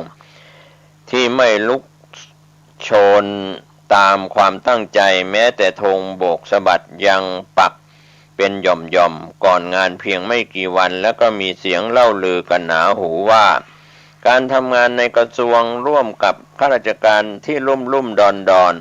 ไม่เปิดกว้างรับฟังเกิดเป็นภาพการทำงานที่ล่าช้าตกยุคไม่ทันสมัยส่วนทางด้านนายสุพัฒนพงษ์พันธ์มีชาวรองนายกรัฐมนตรีและรัฐมนตรีพลังงานนั้นก็ได้รับฉายาว่าวิกฤตพลังงานเป็นปัญหาที่หนักหนาสาหัสสำหรับคนไทยไม่แพ้ชาติใดในโลกหลายมาตราการเข็นออกมาไม่ขาดสายนอกจากชักเนื้อรัฐบาลมาอุดหนุนก็ยังไม่เห็นว่ามีสิ่งไหนทำได้จริงยิ่งการล้วงเงินจากกระเป๋าเอกชนอย่างโรงกลั่นน้ำมันโครมครามอยู่พักใหญ่แล้วก็หายไปกับสายลมเหมือนการขายที่ดินให้ต่างชาติแลกเงินลงทุนเกิดกระแสตีกลับระเนระนาดถอยตั้งหลักแทบไม่ทันจึงเกิดข้อสงสัยกันว่าเป็นรัฐมนตรีพลังงานหรือว่าเป็นรัฐมนตรีไม่มีพลังงานกันแน่ส่วนพลเอกอนุพงษ์เผ่าจินดารัฐมนตรีว่าการกระทรวงมหาดไทยได้รับฉายาจากสื่อทำเนียบรัฐบาลว่าหน้าชัดหลังเบลอในบรรดาพี่น้อง3 ป.พลเอกอนุพงษ์สามารถควบคุมภาพลักษณ์ที่แสดงออกต่อสาธารณชนได้สงบนิ่งที่สุดแม้สื่อมวลชนจะได้สัมผัสความหลากของอารมณ์ขึ้นลงไม่ต่างจากพี่น้องอีก2 ป.ก็ตามเบื้องหน้าเราจะได้รับรู้และเห็นเฉพาะในสิ่งที่ต้องการให้เห็นเท่านั้นแต่ฉากหลังกลับคลุมเครือไม่ชัดเจนเรียกได้ว่าเก็บมิดปิดเงียบถ้าไม่ได้เห็นคะแนนไว้วางใจที่มาเป็นอันดับโหลก็ไม่มีทางรู้ได้เลยว่าเกมเขย่าเก้าอี้มท.1 ไต่ระดับทะลุ10 ริกเตอร์ไปแล้วส่วนสุชาติชมกลิ่นรัฐมนตรีแรงงานได้รับฉายาจากสื่อทำเนียบรัฐบาลว่ารัฐมนตรีแรงลิ้นก็คือแรงแล้วก็ลิ้นก็คือลิ้นปากนี่แหละครับแรงลิ้นยังคงคอนเซปต์ปากหวานไม่ส่างขยันอวยพลเอกประยุทธ์ ขั้นสุดในทุกด้านเอ่ยปากแต่ละครั้งก็แรงจัดชัดเจนต้นปีเกิดศึกแตกหักบ้านใหญ่เมืองชนจนเกิดวิวาทะทรยศหักหลังสนั่นออนไลน์ปลายปีตีจากบิ๊กป้อมคนที่ออกปากเองว่ารักเหมือนพ่อพร้อมพ่อครหาก็หอบสอสอตามบิ๊กตู่ที่ปากบอกว่ารักเหมือนแม่ไปอยู่พรรครวมไทยสร้างชาติลิ้นมหาเสน่ห์วาดวิมานในทุ่งวาเรนเดอร์จะขนพลพรรคมาเป็นฐานดันบิ๊กตู่สู้เก้าอี้นายกอีกสมัยแววว่าเจ้าที่บ้านหลังใหม่แรงไม่แพ้ใครเกิดอาการลิ้นคับปากคับที่อยู่ยากคับใจก็ต้องทนอยู่นายชัยวุฒนาคมานุสรณ์รัฐมนตรีดิจิทัลเพื่อเศรษฐกิจและสังคมได้รับฉายาจากสื่อทำเนียบรัฐบาลว่าวันทองสองปอด้วยรักและเคารพพี่น้องสองปอทั้งพลเอกประยุทธ์และพลเอกประวิตรไปไหนไปกันตามติดแทบทุกภารกิจครั้นมาถึงทางแยกก็ต้องเลือกว่าจะอยู่ไหมหรือจะไปต่อกับใครจึงเป็นเรื่องยากที่จะตัดสินใจเหตุการณ์ที่ทำเอานักข่าวลืมไม่ลงนั่นก็คือวันที่2 ป.มีภารกิจชนกันแม้แยกร่างไม่ได้แต่มีวิชาแยกเงาเช้าบึงรถไปส่งพลเอกประยุทธ์ขึ้นเครื่องก่อนส่งทีมงานตามติดไปแทนบ่ายรีบบึงรถรีบไปเดินตามพลเอกประวิตรทำภารกิจลงพื้นที่เรียกได้ว่าไม่มีขาดตกบกพร่องเปรียบเสมือนกับนางในวรรณคดีอย่างวันทองที่รักขุนแผนแต่แพ้ความดีขุนช้างยากจะตัดสินใจว่าจะไปต่อกับใครดีส่วนวาทะแห่งปีที่สื่อทำเนียบรัฐบาลให้ก็คือเกลียดหรือไม่เกลียดก็ช่างคุณเถอะเพราะผมไม่รู้พลเอกประยุทธ์จันทร์โอชานายกรัฐมนตรีและรัฐมนตรีว่าการกระทรวงกลาโหมกล่าวระหว่างเป็นประธานเปิดการศึกษาหลักสูตรป้องกันราชอาณาจักรวปอรุ่นที่65ที่สถาบันวิชาการป้องกันประเทศเมื่อวันที่9 พฤศจิกายน 2565ในหัวข้อบทบาทของภาครัฐเอกชนและการเมืองในการรักษาความมั่นคงแห่งชาติบิ๊กตู่ฉะสื่อทำเนียบตั้งฉายาบ้าๆบอๆที่องค์การสงเคราะห์ทหารผ่านศึกอผส.พลเอกประยุทธ์จันทร์โอชานายกรัฐมนตรีและรัฐมนตรีว่าการกระทรวงกลาโหมปฏิเสธให้สัมภาษณ์ถึงกรณีที่วันที่29 ธันวาคมจะไปสมัครเป็นสมาชิกพรรครวมไทยสร้างชาติรท.สช.ว่าขอบคุณฉายาสื่อขอบคุณมากเมื่อถามว่ารู้สึกอย่างไรกับฉายารัฐบาลหน้ากากคนดีและฉายานายกแปดเปื้อนพลเอกประยุทธ์ก้าวขึ้นรถพร้อมกับปิดประตูด้วยสีหน้าบึ้งตึงนะครับพร้อมโบกมือกล่าวว่าไม่สนใจผู้สื่อข่าวจึงชี้แจงว่าเป็นประเภทปฏิบัติของสื่อมวลชนทำเนียบรัฐบาลนายกกล่าวทันทีว่าประเพณีบ้าๆบอๆอย่างนี้ไม่มีพร้อมโบกมือไล่สื่อมวลชนอีกครั้งตะคอกไม่ตอบสมัครรท.สช.วันไหนเมื่อถามย้ำอีกว่าจะเป็นสมัครสมาชิกรท.สท.ขออภัยรท.สช.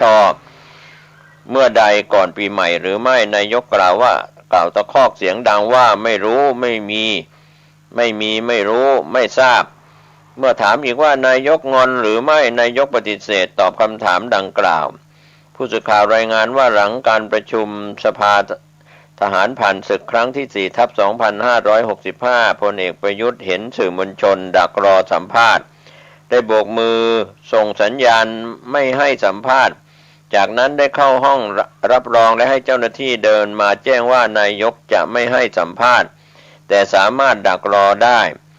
ไม่สนโพลต่างๆพุ่งหลังเปิดตัวรท.สช.นอกจากนี้วันเดียวกันผู้สื่อข่าวได้พยายามสอบถามนายกเกี่ยวกับการสำรวจความเห็นของประชาชนของนิดาโพล ว่าหลังเปิดตัวทางการเมืองเข้าพรรครวมไทยสร้างชาติได้รับความนิยมเพิ่มขึ้นเป็นอันดับ2รองจากนางสาวแพทองธารชินวัตรโดยนายกปฏิเสธให้สัมภาษณ์โดยปัดมือและระบุว่าไม่สนใจเพื่อไทยดลใจฉายาบิ๊กตู่ถึงรัฐบาลขยี้ซ้ำที่พรรคเพื่อไทยนายแพทย์ชลน่านสีแก้วสสน่านหัวหน้าพรรคเพื่อไทยกล่าวถึงฉายารัฐบาลที่สื่อทำเนียบรัฐบาลกล่าวว่าหน้ากากคนดีและฉายาพลเอกประยุทธ์จันทร์โอชาว่าแปดเปื้อนว่าขอบคุณพี่น้องสื่อมวลชนคำนี้ดลใจ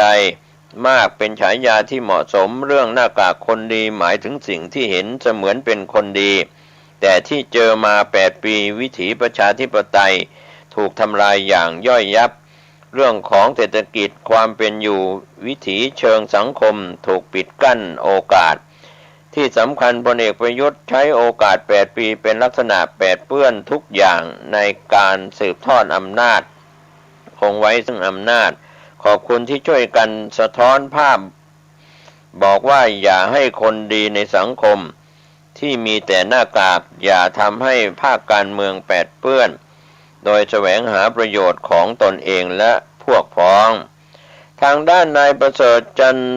ทรวงทองเลขาธิการพรรคเพื่อไทยกล่าวว่าฉายาที่สื่อมวลชนทำเนียบรัฐบาลมอบให้กับรัฐบาลและพลเอกประยุทธ์ถือว่าโดนใจหลังจากพลเอกประยุทธ์ตั้งนายพิรพันธ์เข้ามาเป็นเลขานายกรัฐมนตรีพลเอกประยุทธ์มีท่าทีเป็นมิตรกับสื่อมากขึ้นพยายามทำตัวแบบนักการเมืองหน้ากากคนดีอาจไม่ได้ดีจริงแต่ใส่หน้ากากเอาไว้เพื่อซ่อนอะไรไว้เยอะแยะส่วนฉายาแปดเปื้อนนั้นพลเอกประยุทธ์อยู่เบื้องหลังทุกอย่างแม้หน้าฉากจะทำเป็นไม่รู้อะไร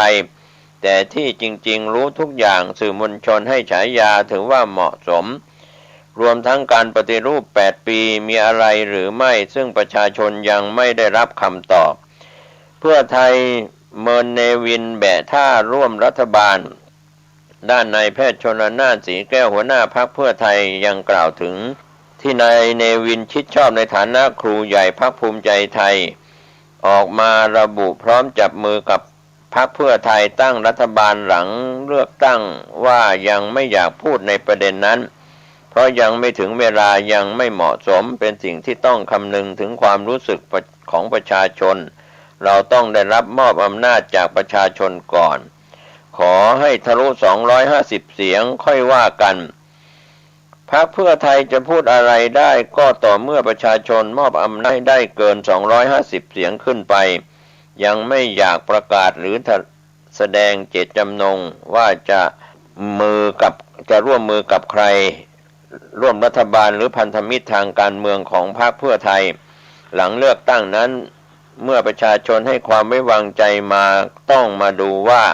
พรรคการเมืองไหนที่มีอุดมการณ์เดียวกันที่สำคัญเราต้องถามประชาชนว่าพรรคที่จะไปร่วมด้วยนั้นประชาชนเห็นด้วยหรือไม่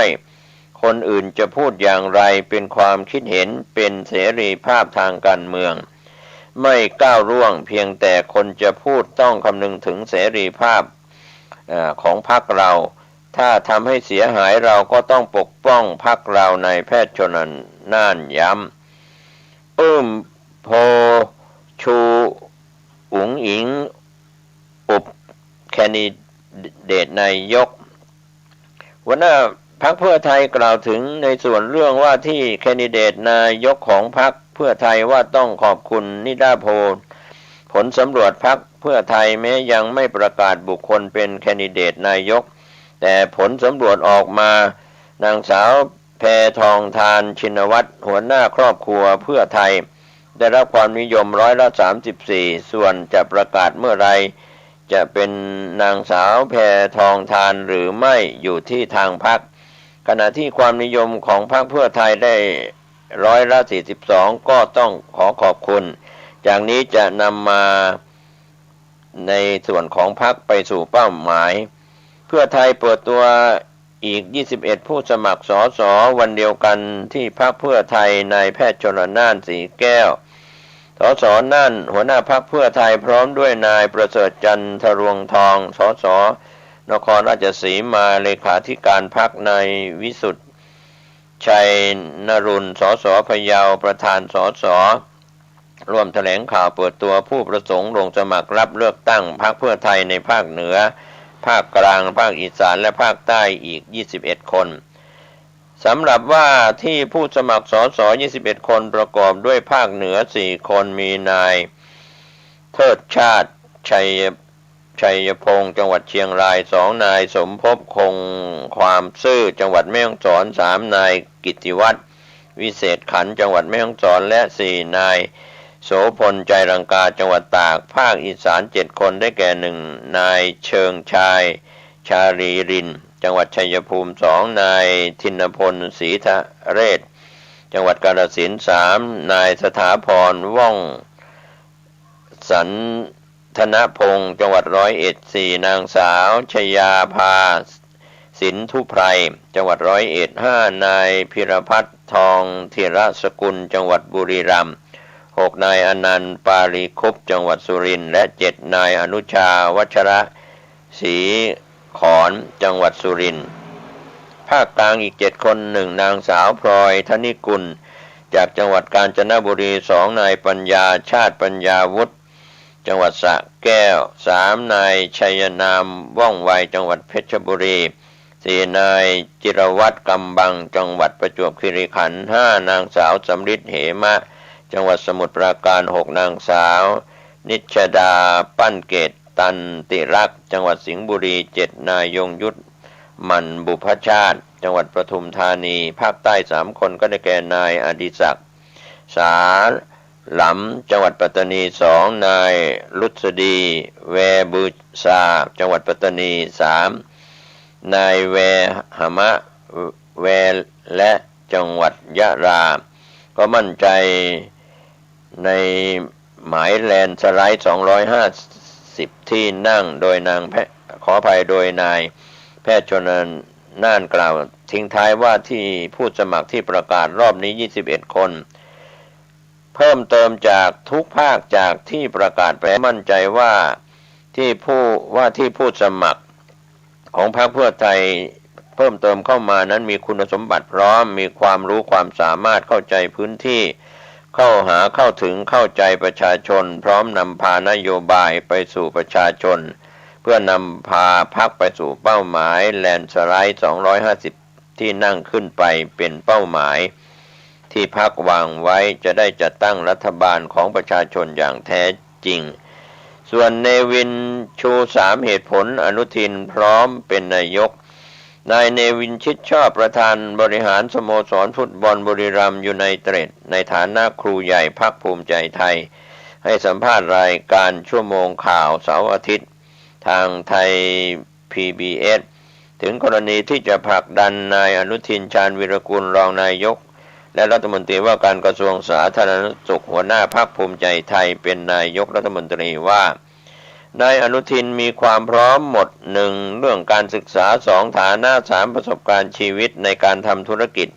เขาผ่านร้อนผ่านหนาวมาหมดเขาเรียนรู้มาหมดเขาอยู่มาในทุกบริบทถ้าถามวันนี้นี่นะนายอนุทินวันนี้กับนายอนุทินเมื่อปี2562นี่นะคนละคนผมว่าเขามีความพร้อมในการที่จะรับผิดชอบส่วนรวมทำเพื่อส่วนรวมมากกว่าเดิมและเขาเข้าใจความรู้สึกของคนไทยในทุกระดับมากกว่าเดิมอนุทินปี61อาจจะเข้าใจบริบทของคนจนคนรากหญ้าคนชนบทคนต่างจังหวัดเกือบไม่เข้าใจเลยเพราะความที่เป็นเจ้าของซิโนไทยในอดีตแต่มาวันนี้บนบริบทที่ทำหน้าที่เป็นรัฐมนตรีว่าการกระทรวงสาธารณสุขได้ลงมาเห็นปัญหาความทุกข์ยาก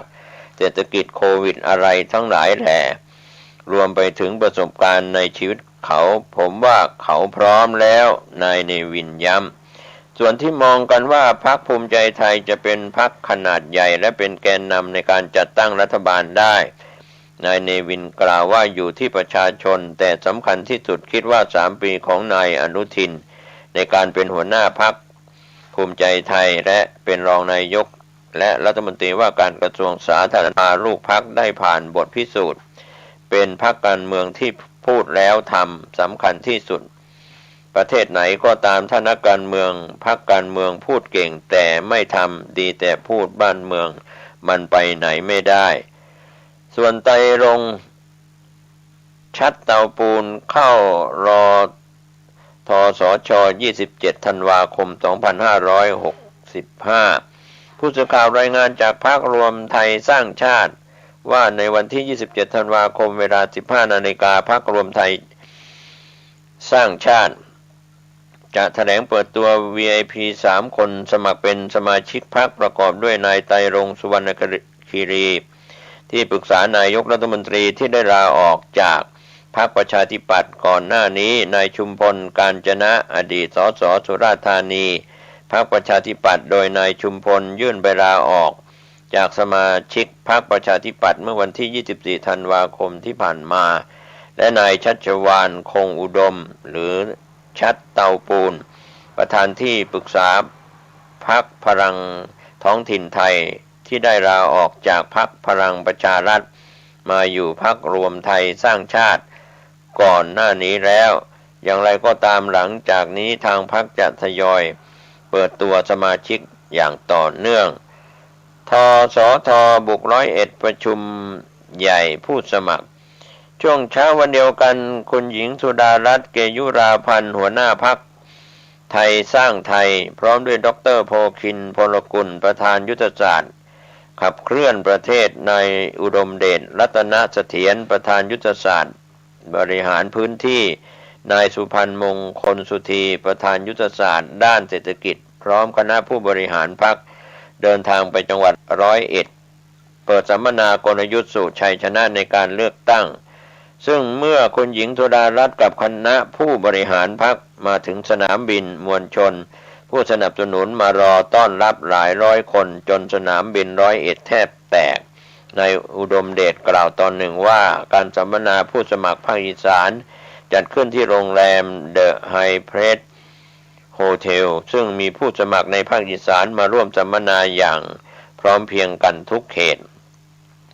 ปลุกเลือกนายกลูกอีสานพื้นที่ภาคอีสานคือเป้าหมายของพรรคไทยสร้างไทยที่เราจะกวาดชัยชนะได้หลายเขตเพราะคุณหญิงสุดารัตน์เป็นลูกอีสานที่ทำงานรับใช้ใกล้ชิดพี่น้องชาวอีสานด้วยความซื่อสัตย์มาตลอด30 ปีจนทำให้ชาวอีสานเรียกร้องให้คุณหญิงสุดารัตน์ได้สร้างพรรคเพื่อคนอีสานอยากให้คุณหญิงสุดารัตน์ได้เป็นนายกรัฐมนตรีเพื่อเข้าไปแก้ปัญหาความทุกข์ของพี่น้องอีสานให้สำเร็จเราตั้งใจที่จะทำให้พี่น้องชาวอีสานหายจนหมดหนี้และมีรายได้อย่างยั่งยืนให้ได้ภายใน3 ปีนายอุดมเดชชี้แจงส่วนทางอุตมะมั่นใจปักธงที่นั่งสสกรุงเทพมหานครที่ทำการพรรคสร้างอนาคตไทยสอทนายอุตมะสาวนายนหัวหน้าพรรคเป็นประธานการประชุมแสดงเจตจำนงว่าที่ผู้สมัครสสในกรุงเทพมหานครมีนายวิเชียรชาวริตรองหัวหน้าพรรคและผู้อำนวยการพรรคนายสันติกีรนันท์รองหัวหน้าพรรคและประธานนโยบายพรรคนายกำพลปัญญาโกเมศประธานคณะกรรมการวิชาการเข้าร่วมเพื่อหารือแนวทางการขับเคลื่อนยุทธศาสตร์พรรคสู่สนามในพื้นที่กรุงเทพมหานครขณะ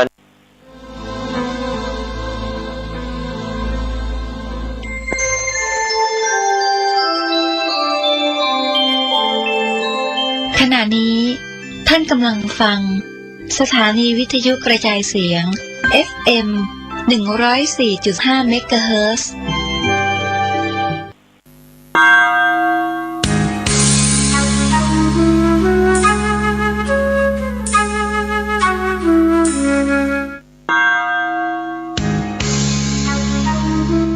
ส่งท้ายปีเสือตอนรับปีใหม่วัดฝายหินหลังมหาวิทยาลัยเชียงใหม่ขอเชิญชวนทุกท่านร่วมสวดมนต์ข้ามปีครึ่งราตรีกับความสุขสงบรักษากายรักษาจิต 3 ทุ่มครึ่งเป็นต้นไป พร้อมร่วมประกาศอโหสิกรรมครั้งใหญ่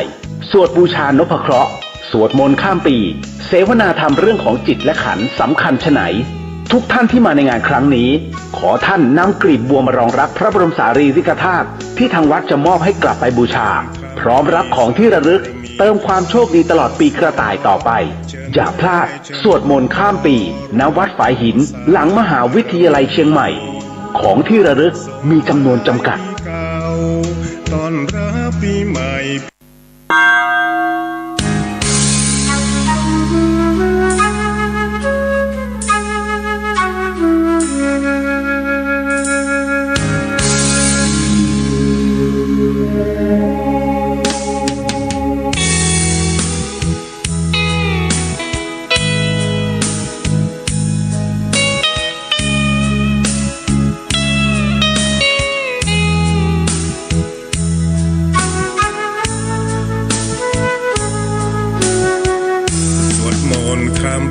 สร้างบารมีข้ามพศ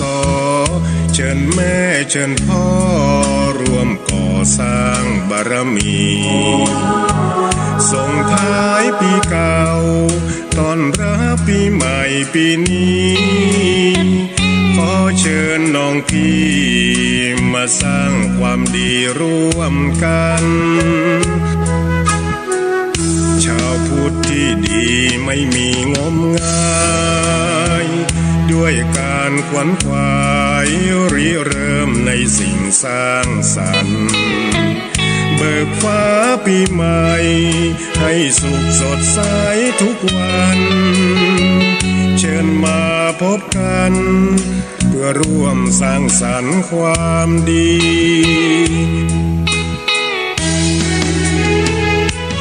ทุกใดที่มีในใจของเราความโศกความเศร้าที่คอยเผาใจนานปีจงมาลายหายสูญด้วยคุณพระชินสีอีกทั้งทุกโศกโรคภัยที่มีอย่าได้ราวีตลอดปีและตลอดไปสวดมนต์ข้ามปีสร้างบารมีข้ามพศอย่าได้รีรอมาเสริมต่อสร้างสุขทางใจสมเป็นชาวพุทธ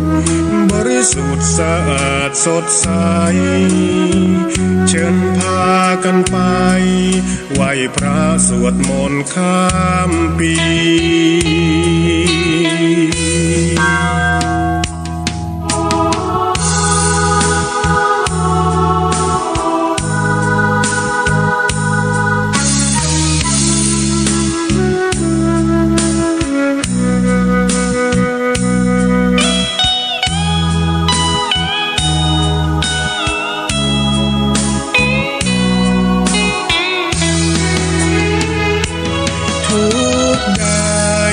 ที่มีในใจของเรา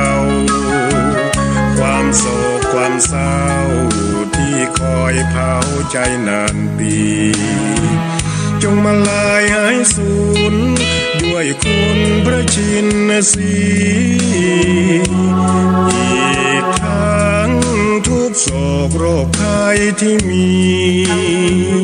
อย่าได้ราวีตลอดปีและตลอดไปสวดมนต์ข้ามปีสร้างบารมีข้ามพศอย่าได้รีรอมาเสริมต่อสร้างสุขทางใจ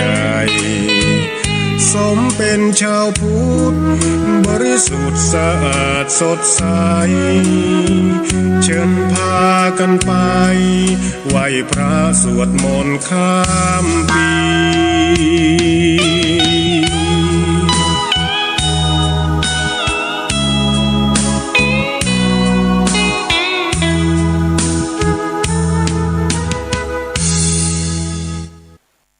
ส่งท้ายปีเสือตอนรับปีใหม่วัดฝายหินหลังมหาวิทยาลัยเชียงใหม่ขอเชิญชวนทุกท่านร่วมสวดมนต์ข้ามปีครึ่งราตรีกับความสุขสงบรักษากายรักษาจิต 3 ทุ่มครึ่งเป็นต้นไปพร้อมร่วมประกาศอโหสิกรรมครั้งใหญ่สวดบูชานพเคราะห์สวดมนต์ข้ามปีเสวนาธรรมเรื่องของจิตและขันธ์สำคัญไฉน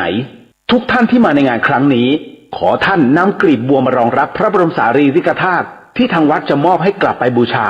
พร้อมรับของที่ระลึกเติมความโชคดีตลอดปีกระต่ายต่อไปอย่าพลาดสวดมนต์ข้ามปีณวัดฝายหินหลังมหาวิทยาลัยเชียงใหม่ของที่ระลึกมีจำนวนจำกัด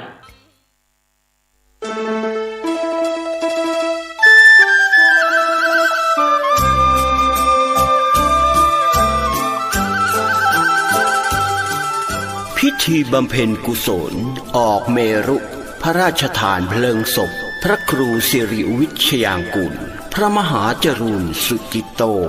ณเมรุชั่วคราววัดบ้านแพะตำบลบ้านเป้าอำเภอแม่แตงจังหวัดเชียงใหม่ขอเชิญญาติโยมและศิษยานุศิษย์ทุกท่านในวันที่ 25 ถึง 29 มกราคม พุทธศักราช 2566 วันที่ 25 เดือนมกราคมเวลา 10 นาฬิกาพระสงฆ์เถรานุเถระ 12 รูปสวดพุทธมนต์ธรรมนิยามสูตรเวลา 11 นาฬิกา 30 นาทีถวายภัตตาหารเพลแด่พระภิกษุสามเณรเวลา 13 นาฬิกาอาราธนาสรีระสังขารพระครูสิริวิชยางกูลพระมหาจารุณสุจิตโตขึ้นนอนจิตกาทานณเมรุชั่วคราววัดบ้านแพะตำบลบ้านเป้าอำเภอแม่แตงจังหวัดเชียงใหม่ระหว่างวันที่ 25 ถึง 28 มกราคม 2566 เวลา 19 นาฬิกา 30 นาทีทุกคืนแสดงพระธรรมเทศนาและสวดมนต์มาติกาพระสงฆ์6 รูปสวดพระพุทธมนต์มาติกาทอดผ้าไตรบังสกุลถวายเครื่องไทยทานในวันที่ 29 เดือนมกราคม 2566 เวลา 9 นาฬิกา 30 นาทีพระสงฆ์เถรานุเถระ 40 รูปรับทักษิณานุปทานถวายเครื่องไทยทานเวลา 11 นาฬิกา 30 นาทีถวายภัตตาหารเพลแด่พระภิกษุสงฆ์สามเณรเวลา 13 นาฬิกา 30 นาทีพิธีทอดผ้าไตรบังสกุลเวลา 15 นาฬิกาพิธีพระราชทานเพลิงศพเวลา 19 นาฬิกาแสดงพระธรรมเทศนา1 กันถวายไทยธรรมกันเทศขอขมาสรีระสังขารพระครูสิริวิชยางกูลพระมหาจรูนสุจิตโตประชุมเพลิงศพติดต่อร่วมทำบุญได้ที่พระมหาธิวากรคัตติยสิริเจ้าอาวาสวัดบ้านแพะเบอร์โทรศัพท์ 082-979-1635 ทางวัดยินดีที่ญาติโยมจะรับเป็นเจ้าภาพโรงทานและร่วมทำบุญทายทานจำนวน100 ชุดละ 2,000 บาทจึงขอเชิญญาติโยมและศิษยานุศิษย์มาณที่นี้เจริญพร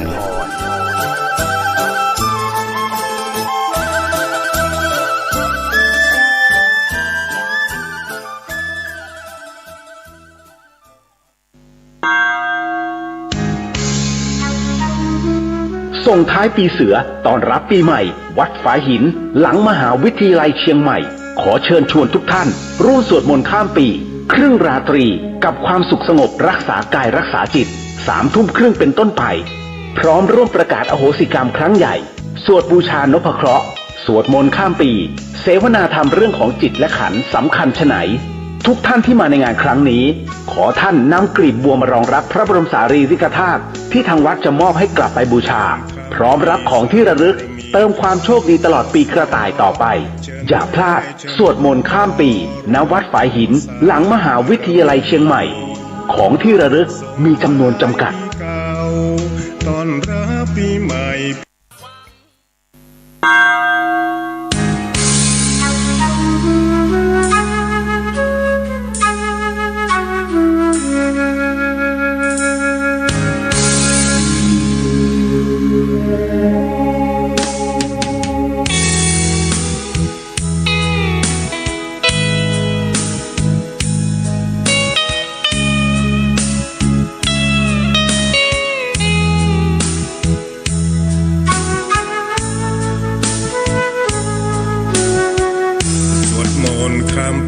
สร้างบารมีข้ามพศเชิญแม่เชิญพ่อร่วมก่อสร้างบารมีส่งท้ายปีเก่าต้อนรับปีใหม่ปีนี้ขอเชิญน้องพี่มาสร้างความดีร่วมกันชาวพุทธที่ดีไม่มีงมงายด้วยการขวนขวายริเริ่มในสิ่งสร้างสรรค์เบิกฟ้าปีใหม่ให้สุขสดใสทุกวันเชิญมาพบกันเพื่อร่วมสร้างสรรค์ความดี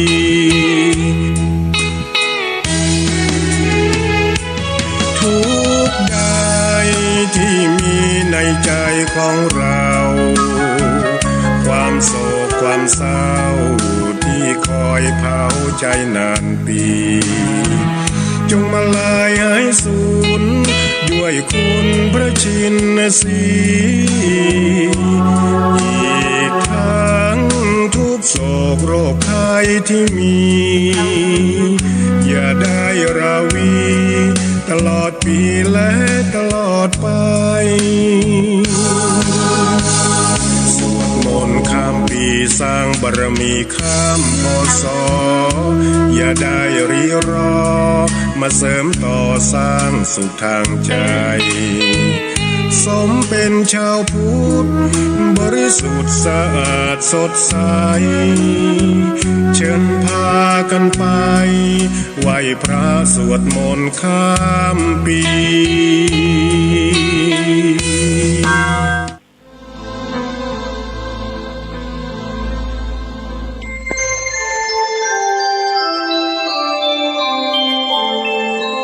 ขณะนี้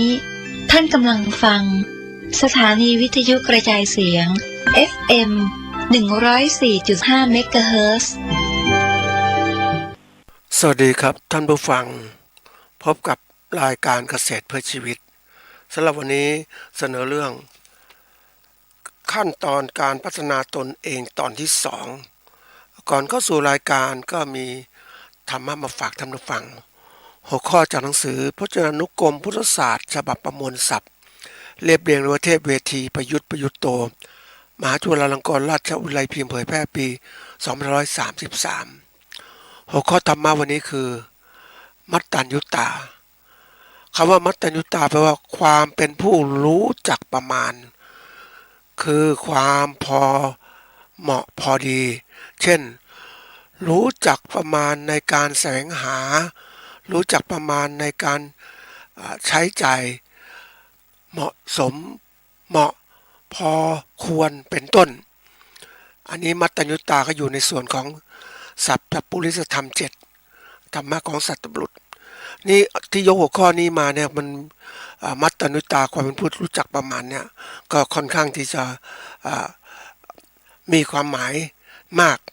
ในปัจจุบันคำว่ารู้จักประมาณเนี่ยประมาณเนี่ยแปลว่าเป็นคำกริยาวกะหรือคะเนให้ใกล้เคียงจำนวนจริงหรือให้พอเหมาะพอควรอันนี้คือคำว่าประมาณเป็นคำกริยาทีนี้อีกคำหนึ่งก็ประมาณการเป็นคำนามแปลว่าปริมาณงานหรือค่าใช้จ่ายที่กะหรือกำหนดไว้อย่างคร่าวๆอันนี้เป็นสิ่งที่เราต้องรู้เราทำอะไรก็ต้องรู้จะประมาณการนี่ตัวสำคัญอีกคือประมาณตนประมาณตนเนี่ย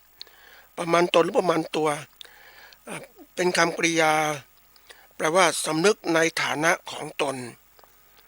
นะถ้าเป็นคำขยายหรือวิเศษเนี่ยแปลว่าเจียมตัวไม่ทำอะไรเกินฐานะของตนอันนี้ก็เตรียมตัวอันนั้นมัตตัญญุตาเนี่ยก็แน่นอนต้องรู้จักทำอะไรพอดีรู้จักกันแสวงหารู้จักจับจ่ายใช้สอยนะอันนี้สำคัญมากเลยยิ่งยุคปัจจุบันเนี่ยนะก็เป็นเรื่องที่สำคัญการรู้จักประมาณนั้นเป็นสิ่งสำคัญมากเพราะว่าเร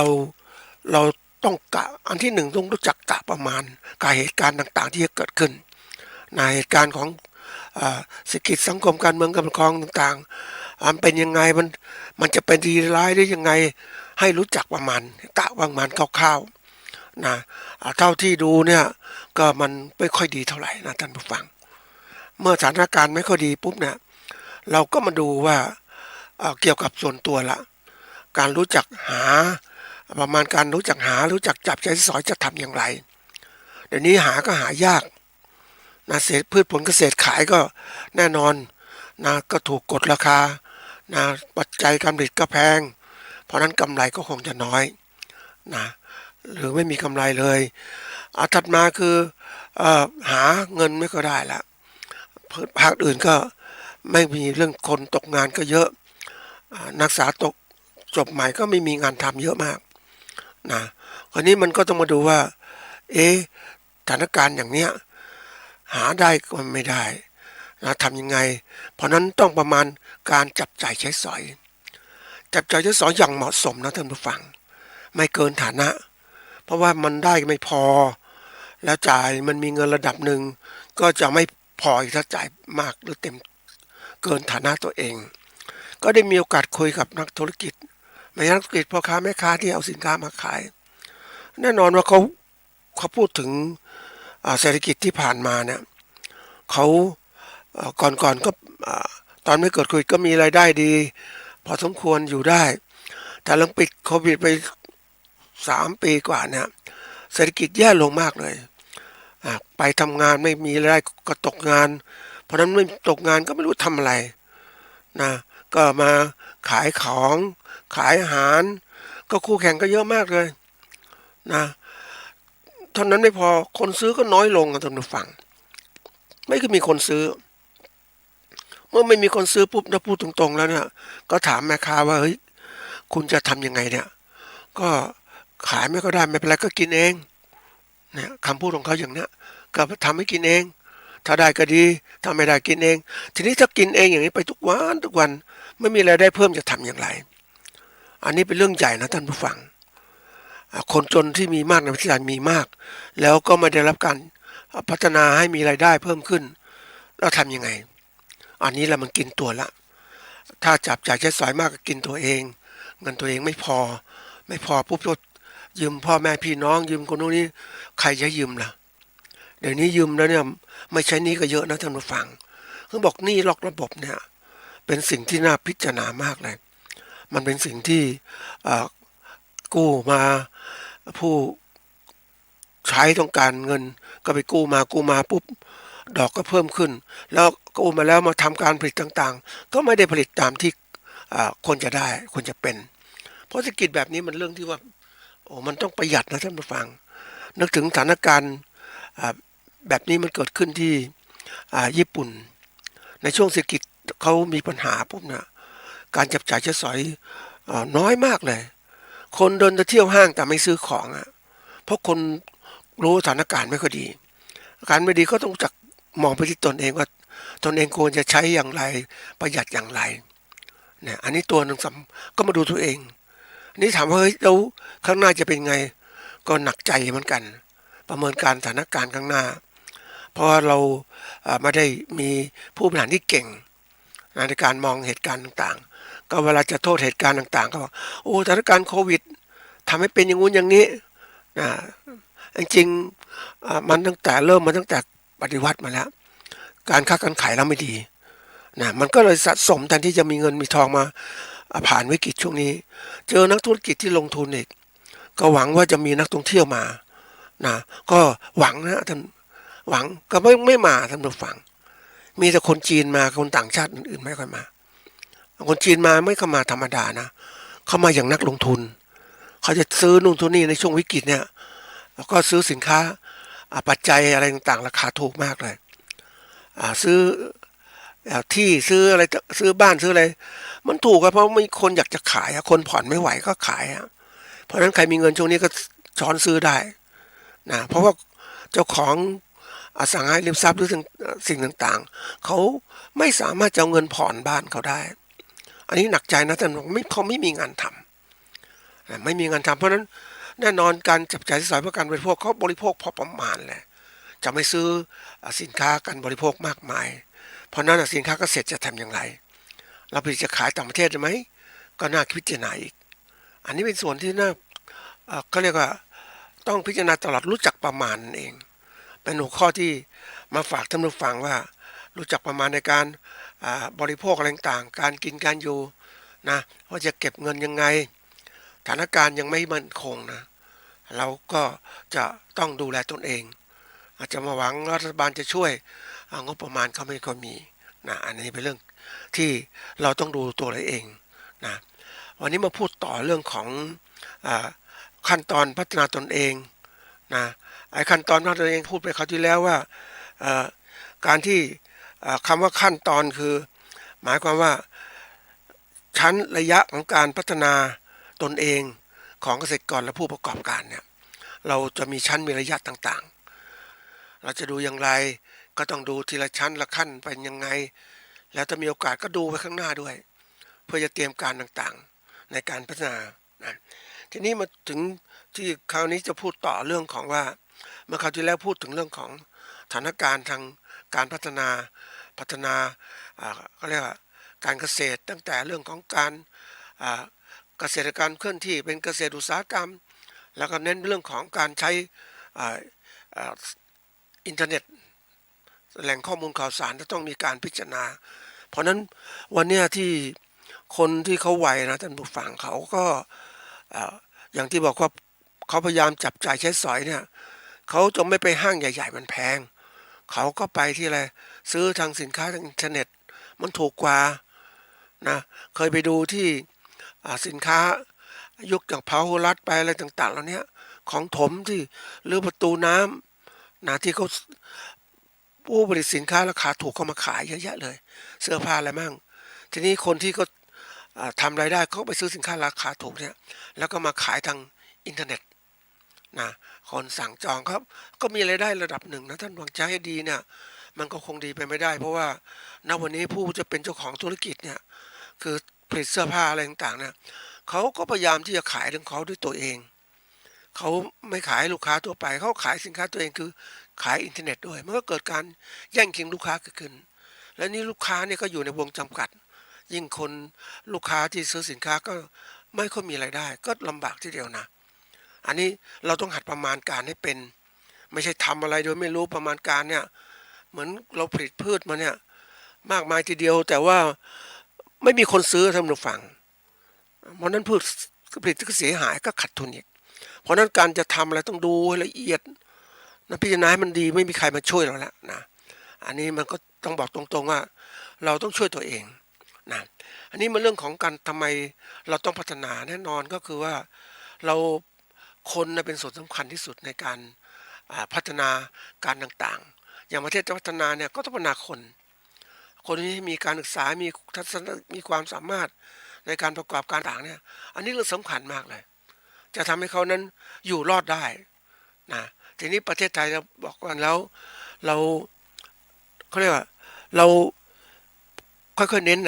นพัฒนาคนทีละน้อยแล้วมันก็ทำการพัฒนาแก้ปัญหาเศรษฐกิจก็ทีละน้อยค่อยๆเป็นค่อยๆไปแต่ประเทศที่พัฒนานะก็จะเร่งกระตุ้นคนให้คนนะมีโอกาสพัฒนาได้เร็วอย่างประเทศจีนหลังจากปฏิวัติเนี่ยจากเป็นคอมมิวนิสต์เนี่ยเขาเริ่มทุกคนมีความทัดเทียมมันมีรายได้มีโอกาสการศึกษาเพราะฉะนั้นคนก็จะรู้ว่าการศึกษาเป็นส่วนสำคัญในการพัฒนาประเทศเขาก็ต้องสนับสนุนส่งเสริมประเทศจีนเจริญก้าวหน้ารวดเร็วไงหลังจากวิกฤตที่ว่าคนเราบอกว่าเป็นคอมมิวนิสต์ระบบอย่างหนึ่งแต่ว่าบางเสร็จเรื่องของแข่งขันแบบทุนนิยมเขาก็มีอยู่แล้วนะในคอมมูนแต่ละคอมมูนก็มีการแข่งขันกันนะผลิตสินค้ามาก็เหมือนกันนั่นแหละแต่ใครจะถูกถ้าใครถูกก็ค้าขายได้ดีนี่เริ่มจากการแข่งขันในประเทศแล้วก็สู่ต่างประเทศวันนี้เรารับสินค้าของราคาถูกมาจากจีนมากมายทีเดียวสินค้าราคาถูกมันดีสำหรับผู้บริโภคระดับหนึ่งนะแต่ขณะเดียวกันมันทำลา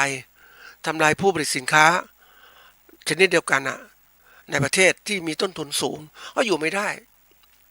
มันเป็นเรื่องที่มันแข่งขันอย่างนี้แหละเพราะนั้นเราเองเนี่ยเวลาจะบริโภคสินค้าต้องดูเหมือนกันนะว่าเป็นยังไงทีนี้ประเทศไทยเราพัฒนาบุคลากรน้อยประเทศมันถึงเจริญช้า และที่ความเจริญเนี่ยมันตกอยู่กับคุณที่มีอะไรมีฐานคือความมีอันจะกินสูงเขาก็มีโอกาสที่จะได้ประโยชน์อย่างมากๆจากการพัฒนาหรือไม่พัฒนาเขาได้ประโยชน์พัฒนาตนเองได้ดีแล้วเขาก็มีระดับของความสามารถที่สูงแล้วขณะเดียวกันเขาก็ไปดูคนที่ไม่พัฒนาเขามีโอกาสที่จะได้เปรียบเอาชนะแข่งขันหรือเอากำไรได้จากการประกอบการเขาได้มากขึ้นมันเป็นเรื่องที่ใครจะมาช่วยล่ะการเอารัดเอาเปรียบมันมีตลอดเวลาอยู่แล้วคนอ่อนแอก็ถูกเอารัดเอาเปรียบจะบอกให้คนมาช่วยไหมก็ช่วยยังไงคนอื่นเขาไม่ช่วยเขาต้องบอกจะช่วยก็ต้องช่วยตัวเองซะก่อนอันนี้พวกที่มียังนึกถึงพวกที่แบบว่าเขาก็บอกว่าธุรกิจของเขาก็พัฒนาธุรกิจของเขาทำยังไงให้มีรายได้มากที่สุดแต่คนที่มาซื้อสินค้าหรือบริการจากเขาก็ต้องจ่ายแพงนะไม่จ่ายแพงก็ไม่ซื้อก็เรื่องของคุณเนี่ยเพราะนั้นเขาไม่เคยก็เรียกว่ามันเป็นโลกธุรกิจนะท่านผู้ฟังใครที่จะมาอยู่ในโลกนี้ต้องรู้จักการแข่งขันรู้จักการเป็นตัวเองในการที่จะเอารัดเอาเปรียบคนอื่นบ้างหรือเอาชนะคนอื่นบ้างแต่ถ้าไม่ฝึกอย่างนั้นอ่ะอยู่นิ่งๆเฉยๆเนี่ยละเดี๋ยวก็โดนแล้วว่าประเภทที่ว่ากลุ่มของบุคคลที่พัฒนาแล้วกลุ่มผู้ประกอบการที่พัฒนาแล้วเข้มแข็งแล้วเขาก็มาผลิตแข่งขันกับคุณที่มันพัฒนาคุณที่พัฒนาก็อยู่ไม่ได้แล้วเกษตรกรที่ไม่พัฒนาเกษตรกรผู้ประกอบการที่ไม่พัฒนาก็อยู่อย่างเงี้ยทีนี้มันก็เกิดว่าการแข่งขันระหว่างกลุ่มเกิดขึ้นแล้วกลุ่มที่มีการพัฒนาสูงก็ได้กำไรได้อะไรต่างๆกลุ่มที่ไม่มีการพัฒนาก็หมดสิทธิ์ในกำไรก็อยู่รอดลำบากอันนี้เป็นเรื่องจริงนะนั้นมันที่ผ่านมาเราไม่ได้เน้นประเทศไทยไม่ได้เน้นพัฒนาบุคคลให้เติบโตอย่างเต็มที่เป็นบุคคลที่มีสุขภาพเขาเรียกมีความสามารถที่สูงประเทศมันก็เจริญเติบโตช้านั่นเองนะทีนี้มาดูว่าในการที่เราจะพัฒนาการต่างๆเนี่ยทำไมต้องมาดูความสำคัญมันเกิดขึ้นว่าถ้าเราพัฒนาคนให้มีคุณภาพเนี่ยประเทศก็จะมีคุณภาพตามนะเพราะมันเกิดขึ้นมันแข่งขันนะเราไปดูประเทศที่พัฒนาแล้วบุคคลก็แข่งขันกันมากเลยตัวอย่างเนี่ยมันการเดินเนี่ยก็บอกถึงการแข่งขันแล้วนะคนก็มีจุดหมายก็ต้องไปถึงจุดหมายให้ทันเวลาเขารีบจำคนแข่งขันกันอย่างที่ไปดูกรุงเทพอย่างเงี้ยขึ้นรถไฟฟ้าก็ต้องรีบกันรถเมล์ก็ต้องรีบกันใครขึ้นก่อนได้ก่อนใครขึ้นไม่ได้ก็รอไปก่อนนะนี่คนไม่เคยฝึกการแข่งขันก็เลยอยู่อย่างเงี้ยอยู่อย่างชนบทอย่างเนี้ยเพราะนั้นมันก็เกิดปัญหาเกิดขึ้นว่าแล้วอยู่อย่างเนี้ยแล้วมันจะพัฒนาตนเองได้ไหมมันพัฒนาช้าเพราะว่าอะไรก็เราไม่มีคู่แข่งเราไม่มีอะไรกระตุ้นเรายังสังเกตนะท่านผู้ฟังสังเกตโลกปัจจุบันเนี่ยก็มีการแข่งขันกันตั้งแต่เรื่องการที่ว่าการศึกษาเขาเลยแข่งขันมากนะท่านผู้ฟังโรงเรียนดีๆคนก็จะเข้าคนเก่งมาเข้าแล้วก็การแข่งขันเรียนก็ให้เก่งแข่งกันเนี่ยอันนี้พวกนี้ก็เก่งมันแข่งขันคู่เรียนผู้เรียนร่วมห้องมันก็ดูล้นตนเองก็ต้องดูล้นก็ต้องทำยังไงให้มันดีคะแนนดีถ้าไม่ดีก็ตกต่ำเพราะนั้นมันถูกฝึกการแข่งขันเริ่มต้นแล้วแต่แล้วว่าถึงการหางานทำเหมือนกันผู้ที่เก่งๆก็สอบได้อย่างเป็นข้าราชการก็ได้งานทำดีคนไม่เก่งก็สอบไม่ได้นะสอบไม่ได้ก็ทำงานอื่นไปอันนี้นี่คือเริ่มต้นแล้วคนที่มีเก่งๆพวกนี้เขามีช่องทางในการทำธุรกิจต่างๆมีมากมายมันก็กลายเป็นอะไรมนุษย์ที่เคยบอกไว้ว่ามันเป็นสิ่งมีชีวิตนอกพื้นที่สมมติมันแข่งขันกันเป็นเอเลี่ยนสปีชีส์นั่นแหละมันมาแข่งขันกับสปีชีส์ดั้งเดิมในท้องถิ่นเนี่ยนะคนในดั้งเดิมในท้องถิ่นคนในท้องถิ่นก็สู้ไม่ได้ท่านผู้ฟังเหมือนตัวเมืองเชียงใหม่เนี่ยนะคนท้องถิ่นก็มีที่มีอะไรบ้างเดิมอย่างเงี้ยทีนี้การประกอบธุรกิจต่างๆมันไม่ก้าวหน้ามันไม่เก่งเหมือนกับคนต่างถิ่นก็มาปุ๊บพร้อมกับเงินพร้อมทรัพยากรต่างๆพร้อมความรู้เขามาลงทุนทำธุรกิจในเมืองเชียงใหม่เขาจึงร่ำรวยไงเขาร่ำรวยก็ซื้อที่ดินจากคนที่อยู่ในพื้นที่ดั้งเดิมเนี่ย นะเอาไปมากมายทีเดียวเลยนะไปเห็นพื้นที่ที่แบบโอ้นี่เป็นของในทุนนะในกลางเมืองเชียงใหม่เนี่ยในทุนซื้อหมดเลยนะท่านผู้ฟังแล้วคนที่ไม่มีเงินก็อยู่ข้างนอกเมืองอะแล้วคนซื้อที่ดินเขาก็พัฒนาที่ดินให้เป็นคอนโดเป็นอะไรต่างๆคนอื่นๆก็มาอยู่อีกมันเกินการแข่งขันนะท่านผู้ฟังแล้วมันก็เป็นประเทศที่ว่าแย่งกันมากินแย่งอาหารแย่งอากาศหายใจโอ้โหเยอะแยะหมดเลยยิ่งไปเจอสถานพยาบาลที่มีคนป่วยมากมายทีเดียวก็แย่งกันอีกคนมันเยอะเนี่ยท่านผู้ฟังคนที่มีบัตรทองบัตรดีๆมันก็มีโอกาสไปเขาเรียกได้รับบริการพิเศษนะบัตรรักษาพยาบาลก็เนี่ยแข่งขันแล้วคนที่แข่งขันไม่ได้ก็อ่อนแอเป็นโรคไปแล้วก็เขาเรียกว่าสิ้นชีวิตโดยง่ายนะไปดูมานั่งคิดโอ้โหนี่โอ้โหทำไมเขาเป็นอย่างนี้เนาะคือตอนที่เขาทำมาหากินปกติเขาก็แข็งแรงเนาะแข็งแรงแต่เขาก็ทำไปคือใช้ชีวิตแบบเต็มที่เท่าที่เขาเป็นนั่นแหละแต่เขาไม่ได้มองถึงนะต้องเตรียมเงินเตรียมทองไว้จะแก่เป็นยังไงเวลาที่เขาเจ็บป่วยนะทุกฝั่งคือเขาไม่มีเงินเก็บสะสมมากมายเขามีแต่บัตร30 บาทรักษาโรคนะก็รักษาโรงพยาบาลในชนบทเข้ามาสู่ในเมืองนี่ปรากฏว่ามันคงไม่มีเงินหรือเป็นอะไรต่างๆนะไม่นานเสียชีวิตเลยอันนี้ก็เป็นสิ่งที่น่าพิจารณามากเพราะนั้นวันนี้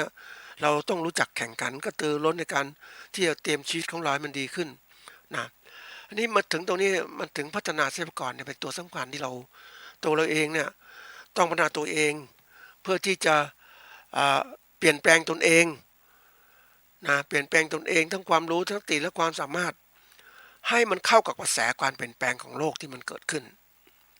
เพราะเราอยู่ในโลกของความเป็นจริงมันต้องแข่งขันกันแต่เราบอกว่าไม่เป็นขันอยู่อย่างเงี้ยอยู่อย่างชนบทอย่างเนี้ยโอ้เคยไปเห็นคนที่ชนบทนะท่านผู้ฟังเขาอยู่อย่างเงี้ยนะก็ไม่ได้คิดอะไรนะเพราะว่าก็ไม่มีรายได้มากมายก็ทำเกษตรอย่างเนี้ยแล้วเสร็จแล้วเนี่ยพื้นดินมันแห้งแล้งนะบนฝั่งไม่มีน้ำก็ไม่ได้จะทำเกษตรก็ไม่ดีเห็นไหมทำยังไงรายได้ต่อวันก็น้อยลงนะไม่มีมากมายนะเสร็จแล้วก็ต้องขายพื้นที่พวกในทุนต่างๆก็มาซื้อพื้นที่นะมันก็ทำให้เกษตรกรพวกนี้หนีทิ้งพื้นที่ไปอยู่ในป่านะทีนี้ป่าไม่ค่อยมีแล้วเป็นสิ่งที่บอกนี่เราคือการแข่งขันกันในการครอบครองทรัพยากรต่างๆคนที่มีอันจะกินคนที่มีความสามารถก็ครอบครองทรัพยากรพื้นที่ได้มากทรัพยากรการผลิตได้มากเพราะนั้นจึงเห็นว่าผู้ประกอบการเกษตรขนาดใหญ่นะท่านผู้ฟังเขามีทรัพยากรในการผลิตพร้อมทุกอย่างเลยเพราะนั้นเขาจึงมีความสามารถการผลิตสินค้าเกษตรออกขายในราคาที่ต่ำกว่าราคาปกติก็ได้กำไรน้อยๆก็ยังได้จะผูกขาดก็ได้คืนกำไรเต็มที่ก็ได้นะอันนี้เป็นเรื่องจริงนะท่านผู้ฟังจะทำยังไงเพราะนั้นนะ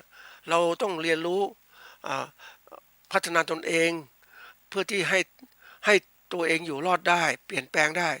เข้าใจการพัฒนาต่างๆของประเทศเราเปลี่ยนแปลงทั้งทุกอย่างหมดเลยบุคคลก็เปลี่ยนเทคโนโลยีก็เปลี่ยนมันเป็นทุกอย่างแล้วคนที่อยู่ปัจจุบันก็ต้องเปลี่ยนนะมันถูกบังคับให้เปลี่ยนนะท่านผู้ฟังถ้าไม่เปลี่ยนมันอยู่ไม่ได้คนอื่นเขากินอาหารแบบนี้เราไม่อยู่กินเขาเนี่ยเราจะไปทำอาหารแบบเดิมเลยคือไปเห็นคนที่กินนะท่านผู้ฟังนึกถึงก็กินข้าวเหนียวไก่ข้าวเหนียวหมูข้าวเหนียวไก่ย่างนะก็กินไปห่อมากินนะทำมาจากบ้านมานั่งกินแต่ข้างนอกราคาอาหารการกินก็แพงอ่ะแต่เขาประหยัดที่สุดของเขานะเขามีรายได้เท่านั้นแหละแต่ทีนี้ยกตัวอย่างว่ามันเปรียบเทียบได้ไงอาหารการกินก็แบบเนี้ยแล้วมันจะเพียงพร้อมกับการเจริญเติบโตของร่างกายและสมองไหมนะมันก็ไม่เหมือนมันก็แตกต่างกันนะคนที่มีอันจะกินก็ซื้ออาหารดีๆกินสมองซื้อเรียกอาหารเสริมสุขภาพเนี่ยก็มีเต็มที่เลยที่มันเกิดขึ้นมันเป็นอย่างนี้จริงๆนะท่านผู้ฟังเพราะฉะนั้นวันนี้ถึงบอกการเปลี่ยนแปลงเป็นสิ่งสำคัญที่เราต้องเรียนรู้แล้วก็รีบพัฒนาตนเองกำหนดทิศทางตัวเองจะไปอย่างไรนะบางทีเขาบอกว่าก็พูดหลายคนก็พูดนะพูดให้เตรียมการเปลี่ยนแปลงต่างๆแต่ว่า คนที่อยู่เนี่ยเหมือนกับว่ายังไม่เห็นมีการเปลี่ยนแปลงเกิดขึ้นเลยนะไม่เห็นปุ๊บเหมือนกับว่าคนที่ประมาทนั่นแหละยังไม่เห็นมีทุกข์อันตรายเกิดขึ้นก็ประมาทอย่างเนี้ยนะเคยไปเล่นน้ำทะเลโอ้เราเป็นคนต่างถิ่นก็เล่นน้ำทะเลสนุกสนานเพลิดเพลินโอ้คลื่นก็แรงดีอะไรดีก็เล่นแต่ที่ไหนได้ไอ้กาดลำฝั่งกาดที่เขาดูแลความปลอดภัยเขามาเตือนโอ้นี่คุณไม่รู้หรือว่าคลื่นเหล่านี้นะมันเขาไม่ขุดเล่นกันหรอกเขาไม่ขุดเล่นมันอันตรายมากเลยมันดึงพาเราไปตกในทะเลได้เลยนะนี่เราไม่รู้เราไม่เคยเล่นทะเลมาก่อนมันก็เลยอะไรวะไม่มีใครเล่นทะเลเหมือนเราอย่างเนี้ยอันนี้คือตัวอย่างเราไม่เคยเจอทุกข์ที่มันจะเกิดขึ้นเราก็เลยประมาทนั่นเองแต่ถ้าเรามีวิสัยทัศน์ที่กว้างขวางพอเนี่ยเรารู้ว่ามันจะมีอันตรายเกิดขึ้นยังไงข้างหน้าจะเป็นอะไรมันบอกได้หมดดูปัจจัยต่างๆที่เกิดขึ้นวันนี้ฝนไม่ตกต้องตามฤดูกาลเท่าไหร่นะหนาวก็ไม่หนาวเดี๋ยวเปลี่ยนแปลงหมดเลยอันนี้คือตัวอย่างที่บอกถึงความไม่ปกติของบรรยากาศของโลกแล้วมันจะสร้างปัญหาเกิดขึ้นข้างหน้าเราไม่สามารถจะคาดการณ์คือถ้าฝนมันตกแบบนี้ตกไม่ตกบ้างตกแบบนี้มันตกนอกฤดูปุ๊บเนี่ยต้นพืชจะเจริญเติบโตที่ไหนได้สักพักมันก็แห้งแล้วก็ตายได้เร็วเนี่ยมันเป็นสิ่งที่ต้องคิดนะเพราะนั้นการประกอบการเกษตรข้างหน้าต้องพิจารณาอย่างมากเลยนะครับอันนี้สำคัญนะทีนี้มาดูว่าแนวคิดเนี่ยที่บอกการพัฒนาทรัพยากรของมนุษย์เนี่ยตัวเราเองเนี่ยเขาบอกวิธีการที่มันจะพัฒนาก็คือมีอยู่อันที่หนึ่งก็คือว่าการศึกษาวิธีการเยอะๆศึกษาจากการในห้องเรียนแล้วก็การอบรมดูงานการที่มีผู้สอนมาผู้แนะนำการไปดูงานดูติดตามต่างๆไปพูดคุยกับผู้มีความรู้นะมันก็ทำให้เรามีการศึกษามากขึ้นเขาสอนเราเนี่ยมีผู้สอนทีนี้อันนี้เป็นมักจะเน้นในเรื่องนี้เรื่องการศึกษาแต่คนก็ไม่ค่อยเน้นเรื่องของการเรียนรู้การศึกษาเนี่ยได้รับความรู้จากผู้สอนมีผู้สอนแล้วก็การที่เราจะได้เรียนรู้เนี่ยก็ได้รับความรู้จากประสบการณ์เราเองได้ลงมือทำได้ทดลองต่างๆในการปฏิบัติงานการวิจัยต่างๆมันก็ได้ความรู้ตัวนี้ประสบการณ์ตัวนี้มันเรื่องสำคัญนะเรื่องของการเรียนรู้ในเรื่องสำคัญมากเพราะว่าการเรียนรู้อยู่ตลอดชีวิตของเราการศึกษาอยู่ในช่วงจังหวะหนึ่งของชีวิตที่เราเข้าห้องเรียนบ้างแล้วเดี๋ยวนี้มันมีการศึกษานอกเรียนอีกให้เราจะศึกษาอย่างไรนะอันนี้สำคัญนะท่านผู้ฟังโลกปัจจุบันมันเปิดกว้างมีข้อมูลเดี๋ยวนี้ไปดูข้อมูลในการศึกษามันไม่นอกจากมีหนังสือนะเป็นเล่มๆแล้วนี้มันมีหนังสือที่เรียกว่าอีบุ๊กเป็นหนังสือที่อยู่ในรูปแบบที่ว่าดิจิตอลเนี่ยเราสามารถมาดูได้ดาวน์โหลดมาดูได้ทางคอมพิวเตอร์ของเราไม่ต้องมีตัวเล่มแล้วมันก็ให้ความรู้มากยุคก่อนๆนะยุคของการพัฒนาสมัยก่อนนะคนจะศึกษาก็ศึกษาในห้องเรียนแล้วเขาศึกษานอกเรียนต่อก็คือไปอ่านหนังสือในห้องสมุดในการค้นคว้าหาวิชาการเพิ่มขึ้นแล้วเขามีความรู้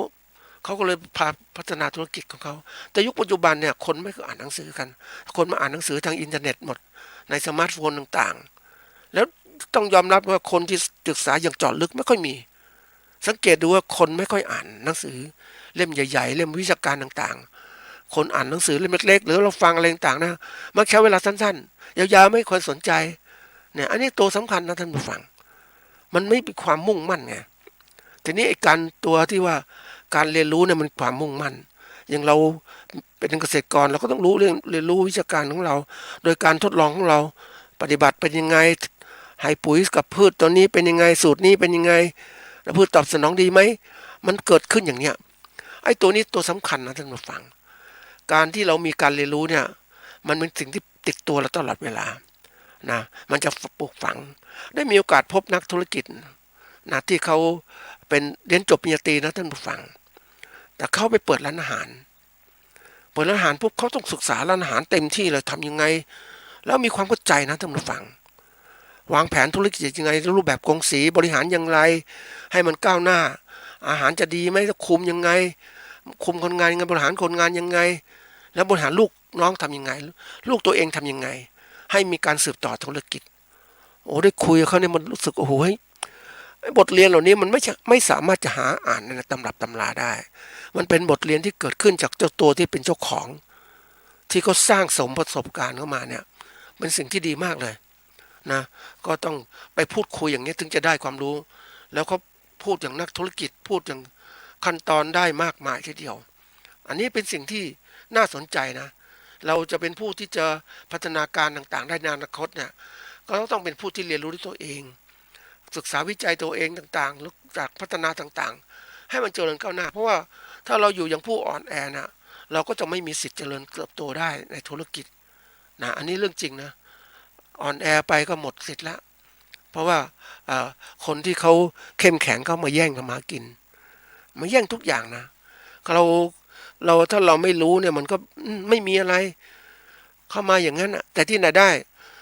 เขามาอย่างนักธุรกิจเข้ามาอย่างผู้รู้ที่จะเอากำไรแล้วมาแข่งขันกับคนในท้องถิ่นเดิมเนี่ยเขาชนะไปแล้วนะเพราะว่าเขามีฐานมีเงินมาแล้วเขาเตรียมการต่างๆเพราะนั้นเป็นสิ่งที่เราต้องเรียกว่ายุคของการพัฒนาตัวเองเนี่ยสำคัญมากเลยจึงตั้งหัวข้อนี้ว่าขั้นตอนการพัฒนาตนเองเพราะว่าเราจะไปหวังรัฐบาลมาบอกเราเนี่ยมันก็ต้องบอกนิดนึงว่าระบบราชการไทยมันเป็นระบบของตัวองค์กรใหญ่มันอึดอัดมันไม่ทันสมัยองค์กรทันสมัยก็ไปอยู่ส่วนหนึ่งอย่างเนี้ยกว่าจะข้อมูลข่าวสารถ่ายเทมาสำหรับเจ้าหน้าที่ผู้ดำเนินการพัฒนาเกษตรกรต่างๆมาช้าแล้วก็ถ้าไม่มีงบประมาณก็ไม่มาอันนี้ยิ่งขณะนี้งบประมาณของแต่ละกระทรวงก็ถูกตัดไปเยอะมากนะเพราะว่าไม่มีงบประมาณนะมันก็เป็นสิ่งที่น่าคิดนะแล้วยิ่งมาเจอโลกเรียกว่ายุคของธุรกิจนะที่เป็นธุรกิจทางอินเทอร์เน็ตอย่างเนี้ยนะคนมีความสามารถทางอินเทอร์เน็ตเขาก็รู้ได้มากกว่าดำเนินการได้มากกว่านะแล้วก็เขาตั้งพูดว่ายุคตัวเนี้ยยุคคนเป็นศูนย์กลางความสำเร็จทุกอย่างทั้งหมดให้คนศูนย์กลางคนสำเร็จในงานวิจัยในเรื่องของเป็นเทคโนโลยีเป็นเรื่องของสร้างนวัตกรรมสร้าง AI ต่างๆเนี่ยคนเขาถึงเล่นประเทศที่พัฒนาแล้วเขาถึงเน้นคนให้มันเจริญก้าวหน้าขึ้นอย่างประเทศจีนเนี่ยก็มีโอกาสคุยกับคนจีนที่มาอยู่เมืองไทยโอ้โหเขาเน้นหนักเรื่องของ AI พัฒนาการต่างๆระดับที่สูงมากเลยนะเพราะว่าทุกอย่างเต็มหมดแล้วการทำงานของเขาเนี่ยมันไวองค์กรใหญ่ที่มีประสิทธิภาพสูงเนี่ยเพราะโอกาสที่เขาเจริญก้าวหน้าก็จะมีนะอันนี้คนเป็นศูนย์กลางคนเป็นสิ่งที่ทำให้องค์กรสำเร็จเพราะนั้นเขาจึงพัฒนาคนได้เต็มที่เลยนะแล้วก็มีโครงการพัฒนาคนอย่างต่อเนื่องจากการศึกษาแล้วจะให้เขาเรียนรู้มีการฝึกอบรมต่างๆสร้างวิสัยทัศน์เกิดขึ้นนะอันนี้คือเกี่ยวข้องกับภาพรวมต่างๆของบุคคลทีนี้มาเกี่ยวข้องการพัฒนาตนเองนะคำว่าพัฒนาตนเองหมายถึงการที่ให้ผู้เรียนรู้ได้ตัดสินใจด้วยตนเองในการเลือกว่าจะศึกษาเรื่องใดเมื่อไรอย่างไรเพื่อให้เกิดการพัฒนาเรียกความรู้ทัศนคติและความสามารถในการทำงานอันนี้เป็นคำจำกัดความพัฒนาตนเองมันพัฒนาทุกด้านนะความรู้ก็ต้องมีทัศนคติความรู้สึกต่อสิ่งใดสิ่งหนึ่งแล้วก็มีความสามารถในการทำงานได้ประสบสำเร็จนะยิ่งโลกปัจจุบันเนี่ยคนเนี่ยต้องพัฒนาความรู้เรื่องของการหาข้อมูลข่าวสารต่างๆมากขึ้นจะเหมือนกับว่าถ้าอยากสำเร็จนะต้องเก่งนะต้องเก่งโลกปัจจุบันเพราะต้องมีความรู้พื้นฐานในการแข่งขันด้วยนะอันนี้เรื่องของการพัฒนาตนเองนั้นสำคัญอย่างไรล่ะสำคัญเพราะว่าจะให้เรารู้จักตนเองตรงต่อความเป็นจริงนะเราจะรู้จุดอ่อนจุดแข็งของการที่เรานั้นเป็นยังไงบ้างนะเพราะเราจะไปคิดว่าโลกของเราเป็นจริงอยู่อำเภออมก๋อยอย่างเนี้ยคิดแค่เนี้ยมันไม่ใช่หรอกโลกเป็นจริงอยู่พื้นที่เท่านั้นแต่โลกเป็นจริงมันขยายมันเติบโตเต็มที่โลกเป็นจริงอยู่ในตัวเมืองเชียงใหม่อย่างเงี้ยเห็นไหมมันเป็นเรื่องที่แบบจุดของความเจริญสูงสุดกับจุดที่ตัวเองอยู่อย่างเงี้ยนี่ตัวเองอยู่ต่อไปมันก็ต้องเจริญนะ เพราะนั้นตัวเองถ้าเรียนรู้มากขึ้นก็เจริญเหมือนตัวเมืองเชียงใหม่หรือกรุงเทพมหานครเป็นสิ่งที่เราต้องเรียนรู้ก็คือต้องเรียนรู้รับสภาพความเป็นจริงที่เกิดขึ้นข้างหน้าเรียนรู้พวกนี้ก็มีการปรับตัวทำยังไงไม่อยู่ปรับตัวได้ก็ต้องมีการศึกษานะปรับตัวได้เนี่ยมันจะได้ประโยชน์นะถ้าปรับตัวไม่ได้ประโยชน์แล้วก็มาอันถัดมารู้จักการวางแผนพัฒนาชีวิตของเราให้ไปสู่จุดหมายเราอยากจะอยู่รอดก็ต้องมีจุดหมายไม่ใช่ดูไปเรื่อยๆวันๆนึงหาไม่ได้แล้วเดี๋ยวนี้ยุคนี้เป็นยุคที่เวลามีค่าเนาะเวลามีค่าเราสังเกตคนเดินที่เรามาก่อนเนี่ยเขาเดินไวมากเลยมาเดินอ้อยอิงเรื่อยๆเฉยๆมันสู้ไม่ได้ท่านผู้ฟังแล้วบางทีเห็นคนขึ้นรถไฟฟ้าเนี่ยวิ่งเพราะว่าเวลามันจะออกมันยังไงวิ่งแข่งขันกันเนี่ยการที่ตัวเองนั้นมีการปรับตัวเนี่ยตัวเองก็อยู่รอดได้แล้วอยู่รอดก็มีสร้างประโยชน์ได้มากขึ้นนะมากขึ้นเนี่ยก็มีสิทธิ์ที่จะร่ำรวยนะไม่ใช่อยู่อย่างเรื่อยๆเฉยๆไปอย่างนี้ไม่ได้แล้วยุคนี้มันยุคที่ว่าการเรียนรู้นั้นมันไม่ใช่เรียนรู้ในตัวเองอย่างเดียวเรียนรู้ต้องมองไปนอกตัวโลกเขาพัฒนาไปอย่างไรเราไม่ใช่ว่าอยู่อย่างเนี้ยในพื้นที่ของเราอย่างเนี้ยทำยังไงก็ทำอย่างเนี้ยก็เรียกไม่พัฒนาแล้วก็ไม่สอดคล้องกับการเป็นไปของโลกที่มันเปลี่ยนแปลงอย่างไรเพราะฉะนั้นจุดสำคัญในการเปลี่ยนแปลงก็ต้องอะไรต้องสร้างร่างกายให้แข็งแรงนะพร้อมรองรับสิ่งต่างๆอันถัดมาคือต้องพัฒนาสมองของเราให้มีความรู้สึกนึกคิดที่ดีเตรียมการต่างๆแล้วก็สร้างความสามารถในการทำงานแล้วดีขึ้นนะอันนี้เรื่องใหญ่นะทีนี้มาถึงขั้นตอนของการที่ว่าหลักการในการพัฒนาตนเองนั้นอย่างที่บอกว่าเราอยากจะเปลี่ยนแปลงเนี่ยเราก็ต้องมีว่านะอันที่หนึ่งคือต้องรู้เราต้องทำใจของเรานะในการที่ว่าต้องการเปลี่ยนแปลงนะทำใจที่ก่อนต้องการเปลี่ยนแปลงไม่ใช่ไม่เปลี่ยนแปลงอยู่งั้นไม่ได้เราต้องเปลี่ยนแปลงเพราะว่าโลกมันบีบบังคับเราต้องมีคนที่มีความสามารถนั้นโลกบีบบังคับเราอีกถ้าเราไม่มีความสามารถจะอยู่ได้ไหมอยู่ได้แบบลำบากมากเลยนะมันเพราะว่าเราเข้าสังคมไม่ได้สังคมมันจะเป็นสังคมของคนพัฒนาแล้วกับสังคมด้อยพัฒนาสังคมกำลังพัฒนาเนี่ยก็มีอยู่คนกลุ่มหนึ่งแต่นี้เรากำลังพัฒนาก็ต้องพัฒนาไปถึงระดับที่พัฒนาแล้วมันถึงจะอยู่รอดอย่างมั่นคงและยั่งยืนนะทีนี้ขั้นตอนการพัฒนาตนเองเนี่ยมันจะมีระดับขั้นตอนต่างๆอันที่หนึ่งก็คือรู้จักดูตัวเองซะก่อนประเมินตนเองซะก่อนว่าเป็นยังไงเรามีความสามารถในการประกอบการเกษตรแล้วไหมเราเป็นผู้เป็นเกษตรกรอย่างนี้จะอยู่ไหวไหมเนี่ยประเมินตนเองนี่สำคัญนะท่านผู้ฟังเหมือนนักธุรกิจที่แต่ละปีก็มีการประเมินการประกอบการธุรกิจตัวเองมีกำไรไหมหรือขาดทุนไหมอะไรเป็นที่สร้างกำไรอะไรเป็นที่สร้างการขาดทุนเกิดขึ้นการรู้จักประเมินตนเองนั้นทำให้เรารู้จุดอ่อนจุดแข็งวิกฤตโอกาสในตัวเราก็จะสามารถที่จะทำยังไงถ้าเราอ่อนอย่างนี้เราไปไม่ไหวเราต้องพัฒนาอย่างไรนะอันนี้เป็นเรื่องใหญ่นะท่านผู้ฟังถ้าเราไม่รู้จักประเมินตนเองนั้นมันอยู่ไปเรื่อยๆนะเห็นการเปลี่ยนแปลงมีโอกาสได้ดูการเปลี่ยนแปลงของที่ต่างๆมามากนะมันสถานที่เปลี่ยนแปลงคนก็เปลี่ยนแปลงพฤติกรรมคนกรุงเทพเป็นอีกแบบนึงคำคนบ้านนอกเป็นอีกแบบนึงเพราะนั้นวันนี้เราดูเฮ้ยเราอยู่อย่างเงี้ยต่อไปความเจริญมันก็มาถึงเราแล้วเราเปลี่ยนแปลงไว้ก่อนดีไหมเนี่ยเราจะรู้จุดอ่อนแล้วทีนี้เราก็รู้อะไรจุดอ่อนจุดแข็งของเราจุดแข็งพัฒนาให้ดีขึ้นจุดอ่อนก็รีบกำจัดมันเสียทีนี้มาถึงขั้นตอนที่2ก็คือการสอดแสวงหาข้อมูลที่เกี่ยวกับอาชีพของเราละเมื่อเรามีความมุ่งมั่นว่าเป็นเกษตรกรหรือเป็นผู้ประกอบการเราต้องมีความมุ่งมั่นเราต้องหาข้อมูลความรู้ให้มากขึ้นรวบรวมข้อมูลต่างๆที่มันเกี่ยวข้องตอนนี้มีข้อมูลมากนะท่านผู้ฟังก่อนนี้เห็นกว่าจะได้ข้อมูลต้องลงก็เรียกซื้อวารสารมาซื้อหนังสือมาแพงก็แพงนะเอามาอ่านมาดูนะแต่แล้วทีนี้ยุคนี้มันยุคที่ว่ามันมีข้อมูลอิเล็กทรอนิกส์ต่างๆโดยเฉพาะข้อมูลจากอินเทอร์เน็ตน่าสามารถจะแปลได้ด้วย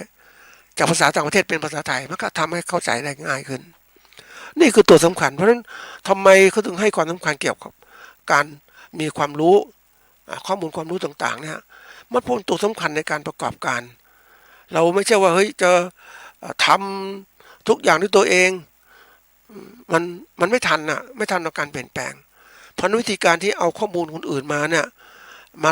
มาสานต่อมาประยุกต์ใช้มันเร็วกว่าเหมือนถ้าเราเป็นนักเรียนเนี่ยเราจะประดิษฐ์เราก็เขียนกออากากอประดิษฐ์ตัวอักษรแบบนี้ถึงเรียกกอไก่อย่างเงี้ยแต่ไม่ใช่เดี๋ยวนี้เราไวคนอื่นกำหนดไว้แล้วเราก็ต่อสิกอไก่มาแล้วเราเติมสระอาอ่านว่ากาอย่างเงี้ยเราประยุกต์ใช้นะท่านผู้ฟังหมายความว่าเรามีของอยู่แล้วคนอื่นทำอยู่แล้วแล้วมาต่อยอดมันทำให้เราสามารถเจริญก้าวหน้าได้นี่อันนี้ตัวนี้สำคัญมากหาข้อมูลที่เกี่ยวข้องกับชีวิตของเราอันที่3รู้จักการกำหนดเป้าหมายการที่เราทำงานต่างๆเนี่ยเราส่วนใหญ่เนี่ยเราไม่ค่อยกำหนดเป้าหมายนะทำไปเรื่อยๆเรื่อยๆนะมันจริงๆเขาเรียก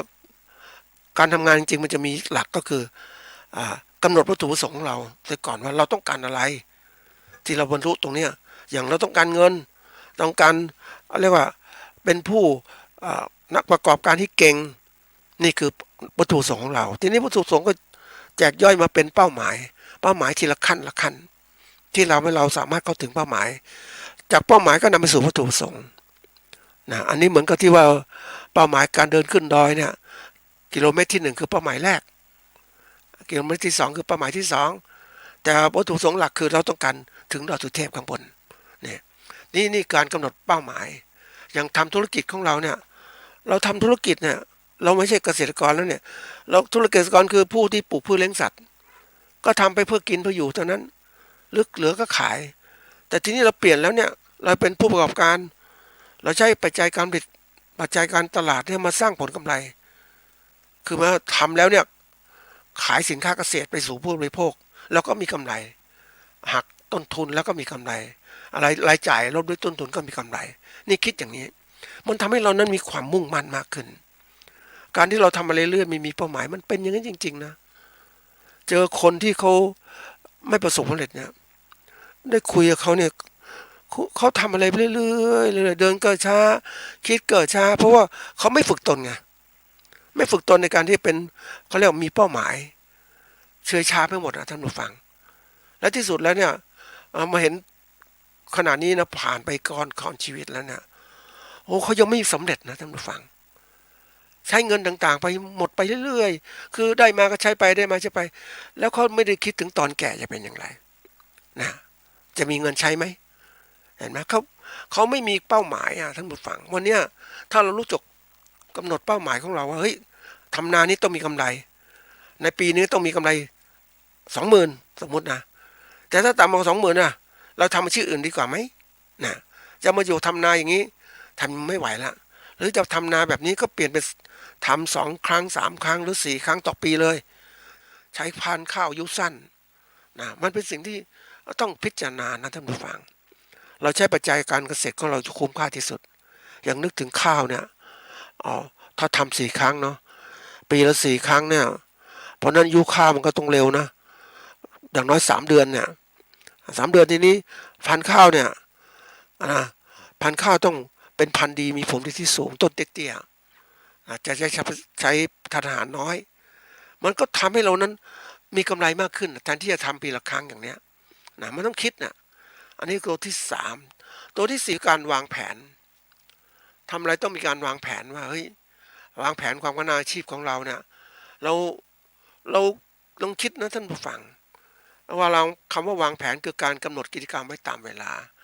าไหนควรทำอะไรอย่างตอนนี้เป็นวันเริ่มต้นของ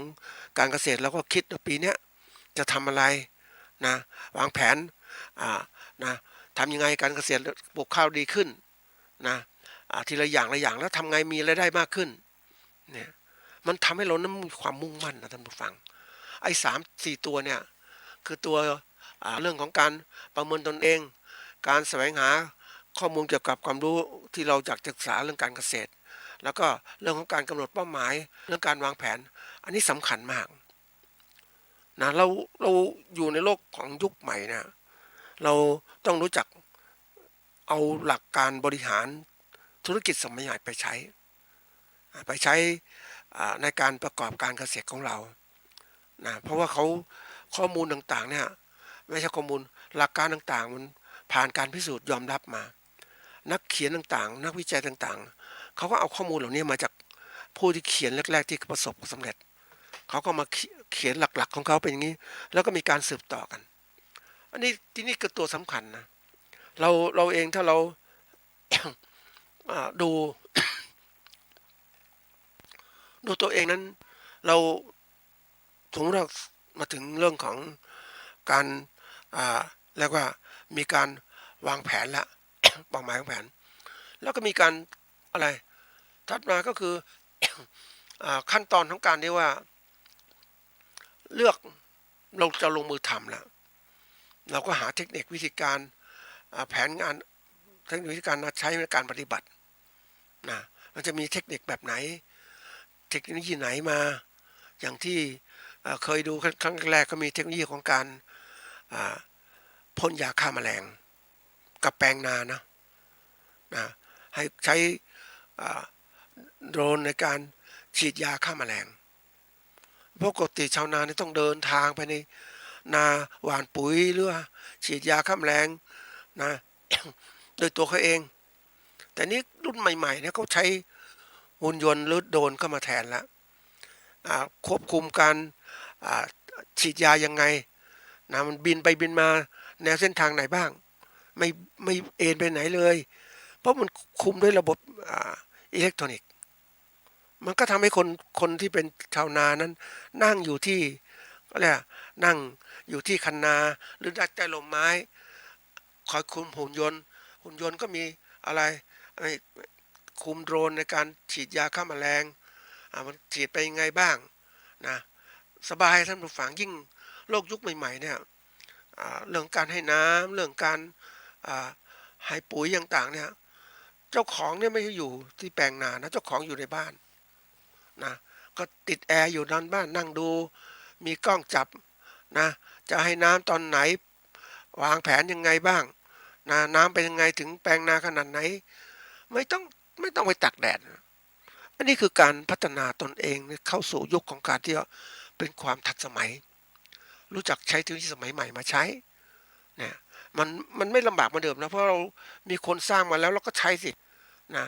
แล้วก็มีการว่าเรานั้นก็เรียกมีการปรับปรุงทั้งความคิดและการกระทำของเราอย่างต่อเนื่องนะต่อเนื่องมันจะทำให้เราดูตัวเองเราได้แล้วก็มีการศึกษาว่าประเมินผลการประกอบการประเมินตนเองอย่างไรนะทำให้เรารู้หมดนะรู้ว่าเฮ้ยเราอ่อนตรงไหนเรามีปัญหาอะไรบ้างก็ไปค้นข้อมูลมาอย่างเราอ่อนเรื่องการตลาดเราไปหาข้อมูลมานะผลิตพืชนี้อย่างไรตลาดขายช่วงไหน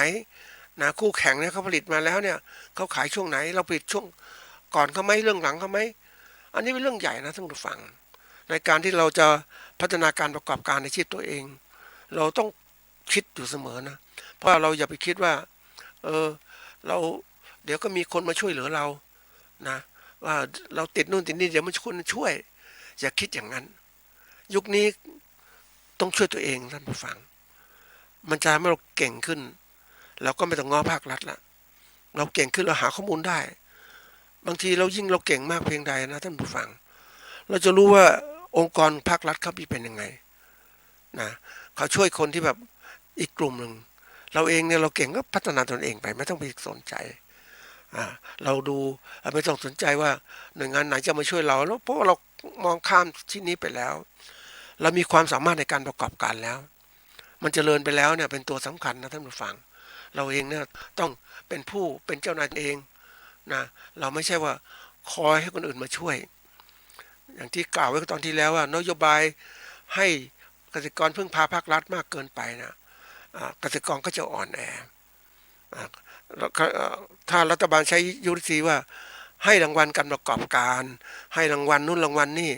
ให้กองทุนช่วยเหลืออย่างเงี้ยทำให้เกิดการพัฒนาโดยผู้ประกอบการเองนะเหมือนก็ทำแล้วนะวิธีการอย่างหนึ่งเขาเรียกว่าการกระตุ้นโดยการให้รางวัลตอบแทนโดยจะเป็นวัตถุเป็นเงินทองหรือว่าให้ข่าวของต่างๆก็ทำให้ผู้ประกอบการมาร่วมแล้วตั้งอกตั้งใจทำนะก็เรียกใจรางวัล อันที่สองใช้การลงโทษอันนี้สำคัญเหมือนกันนะท่านผู้ฟังคนไม่พัฒนาก็ควรจะลงโทษเป็นอดอยากซะนะอยู่ไม่พัฒนาก็ไม่คุ้มอ่ะยังนึกถึงละครเรื่องหนึ่งเขาบอกคนที่ไม่พัฒนาก็อยู่อย่างคนไร้ค่าไม่มีคุณค่าแล้วอยู่ไปทำไมนะมันเรื่องที่ย้อนให้คิดเหมือนกันว่าถ้าเราไม่สามารถสร้างผลผลอะไรหรือคุณค่าประโยชน์สังคมก็จะมองเราว่าเฮ้ยไม่มีคุณค่าเพราะนั้นในตัวอย่างแหละการลงโทษมันจะเกิดขึ้นนะเพราะฉะนั้นวันนี้เราต้องใช้หลักการพวกนี้มาพัฒนาตนเองโดยการที่บังคับตนเองนะให้มีการศึกษาให้มีการไปอบรมนะให้มีการดูหรือหาสิ่งที่มีสาระกับตัวเราเป็นสิ่งสำคัญนะท่านผู้ฟังคนที่อยากจะเก่งๆเนี่ยนะอายุปัจจุบันยังนึกถึงผู้ประกอบการที่เก่งในเมืองไทยนะท่านผู้ฟังนะเขาไปลงทุนทำธุรกิจที่ประเทศจีนนะพักพวกคนจีนไล่ฟังใหญ่โตมากนะท่านผู้ฟังแล้วเขาลงทุนที่นู่นเขาก็ทำธุรกิจขนาดใหญ่เลยคนจีนร่วมกันทำงานเป็นเยอะแยะเลยแล้วก็ถามว่าเฮ้ยทำไมถึงเจริญก้าวหน้าล่ะก็เพราะผู้บริโภคมากขึ้นผู้บริโภครวยทำธุรกิจในประเทศรวยก็มีเงินมาจับจ่ายใช้สอยต่างๆมีเงินมาเที่ยวอย่างนี้ตัวอย่างเหมือนเราทำผลิตสินค้าเกษตรมาแต่เรามีผู้บริโภคสินค้าเกษตรน้อยเนี่ยมันก็รู้สึกมันขาดทุนเหมือนกันนะมันน้อยจริงๆอ่ะ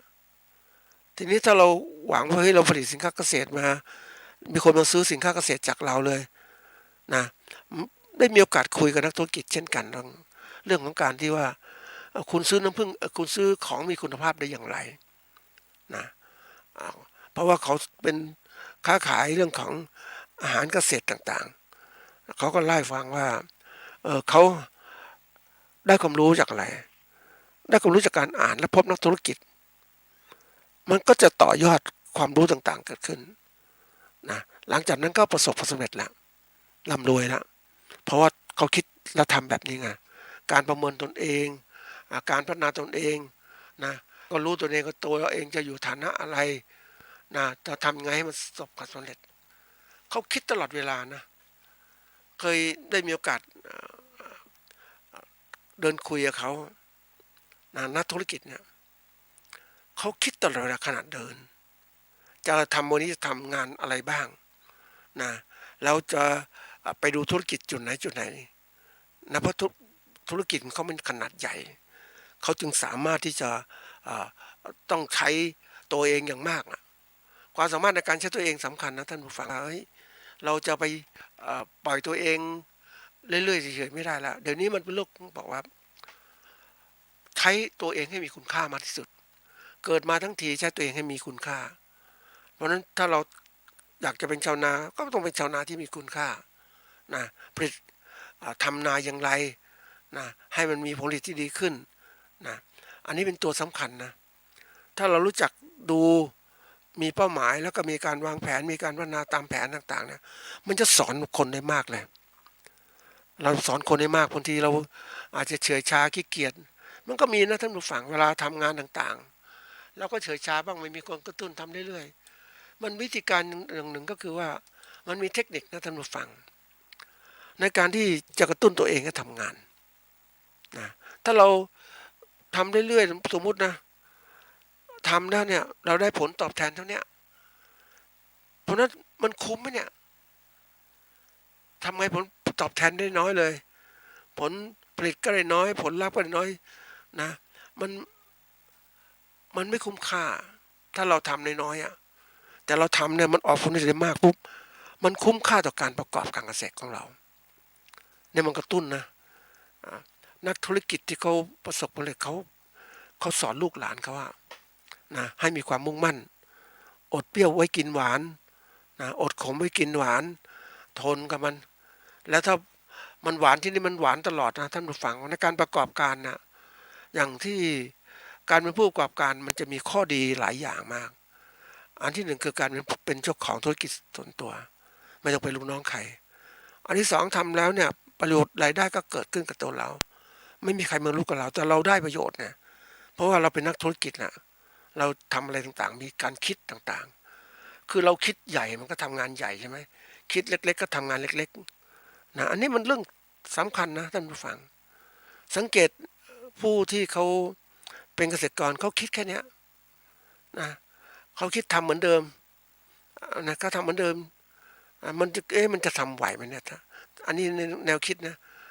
รายได้ก็เท่านี้อย่างถ้าเราจะเป็นชาวนาปุ๊บถ้าไปทำนาเนี่ยเปลี่ยนอย่างอื่นได้ไหมไปปลูกทำนาเหมือนกันแต่ทำนาผลิตข้าวญี่ปุ่นขายอันนี้ก็เรื่องดีเหมือนกันนะท่านผู้ฟัง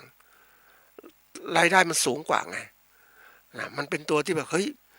การที่เกี่ยวข้องกับรายได้นะมันที่บอกเป็นรางวัลทำแล้วได้มากปุ๊บมันก็อยากกระตือร้นทำอ่ะสังเกตคนที่ประสบความสำเร็จต่างๆนะท่านผู้ฟังเขามีอย่างนี้ทั้งนั้นเลยนะทำแล้วได้กำไรเท่าไหร่นะขาดทุนมีเท่าไหร่แล้วทำไงเตรียมการได้มากขึ้นเขาคิดถึงขนาดที่ว่าคาดการล่วงหน้าเลยโรงงานนี้สำเร็จเขาจะได้ประโยชน์อะไรข้างหน้านะค่อยๆทำไปนะอันนี้เป็นเรื่องที่แบบมันเกิดขึ้นจริงๆเลยเขาทำสำเร็จได้มากแล้วก็ผลได้มันตอบแทนมันสูงนะผลได้จากการประกอบการเสร็จมันสูงนะเขาก็สามารถจะคุยกับลูกเขาโอ้นี่นะทำได้แล้วขนาดนี้นะมันดีกับมันเทียบกับอาชีพอื่นไหมถ้าคุณลูกเนี่ยไปเป็นลูกน้องเขาคุณจะได้รายได้อย่างนี้ไหมนะแล้วต่อไปมันมีความสุขในสังคมไหมขนาดไหนนะมันเป็นตัวบอกคนนะท่านผู้ฟังว่าเอ้ยคนเราที่ประสบความสำเร็จมันจะคิดนะมันคิดตลอดเวลานะมันไม่เหมือนกับคนที่ไปประสบความสำเร็จเรื่อยๆเฉยๆผิดหวังก็ไปแล้วผิดหวังแล้วผิดหวังอีกอย่างเนี้ยมันไม่ตรงกับความคาดหวังเลยเพราะอะไรก็เพราะเราไม่มีความคาดหวังไปก่อนให้มันดีให้มันถูกทางแล้วก็มีการพัฒนาตนเองตามที่เราต้องการคาดหวังไปสู่เป็นสิ่งใดพัฒนาตนเองให้เต็มที่นะมีความรู้วิชาการที่เกี่ยวข้องกับการประกอบการเกษตรของเราก็หาหมดเลยเราก็ไปดูคนคว้ายิ่งไปดูแล้วเนี่ยโอ้ยิ่งตอนนี้ข้อมูลข่าวสารเรื่องของการทำการเกษตรมีมากจริงๆนะก่อนภาครัฐเราไม่ก็เขียนนะเพราะว่าเขียนเหมือนกันแต่ตีพิมพ์ไปรายงานประจำปีแต่ละปีเสร็จแล้วก็หมดไป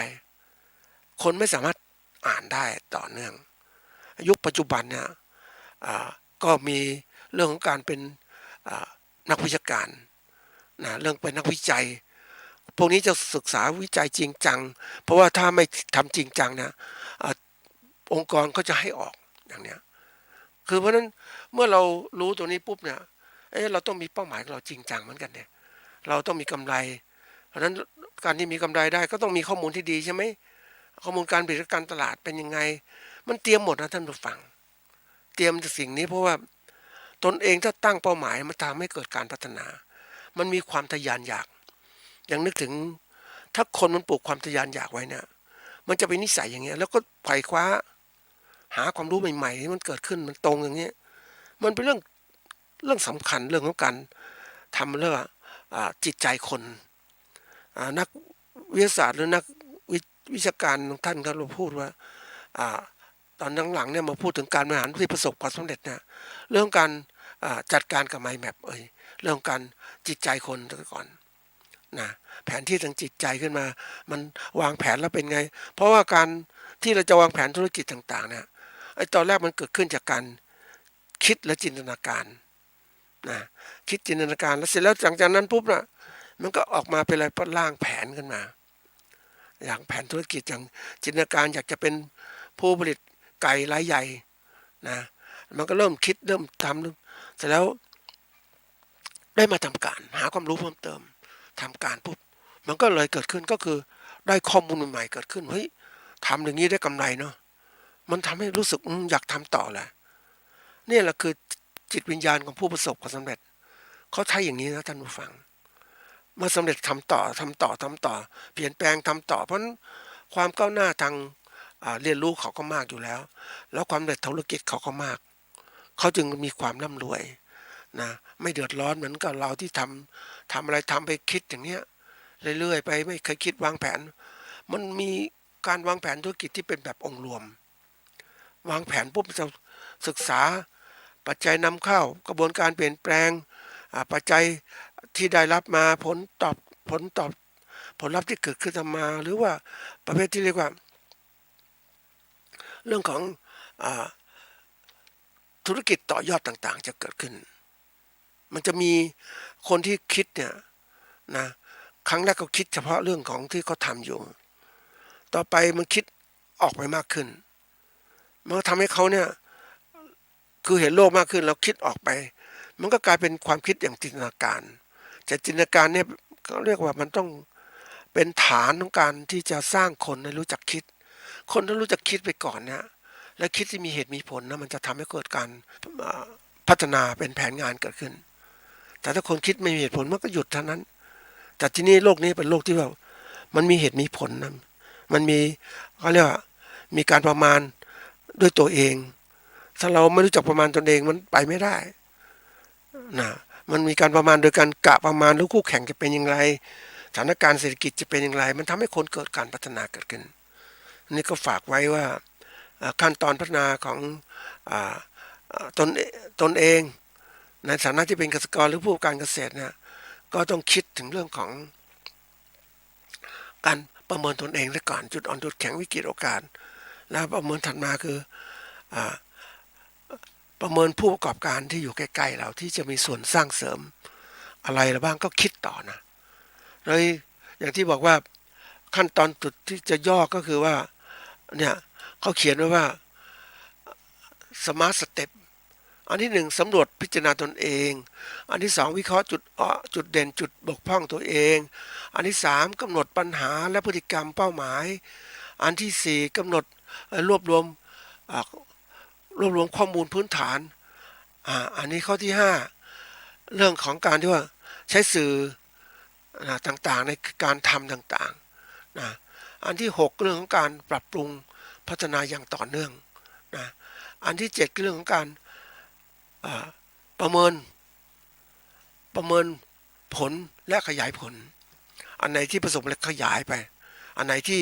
ยังไม่ดีก็ปรับปรุงแก้ไขใหม่นะอันนี้คือแนวคิดการพัฒนาธุรกิจของนักธุรกิจต่างๆเห็นมาแล้วก็อยากจะท่านให้เกษตรกรทำอย่างเนี้ยต่อไปก็จะประสบความสำเร็จก็ฝากไว้เป็นข้อคิดพิจารณานะเราหลายคนก็อยากจะทำให้ประสบความสำเร็จแต่เราทำยังไงเราก็ต้องทำตัวเองนั่นแหละนะ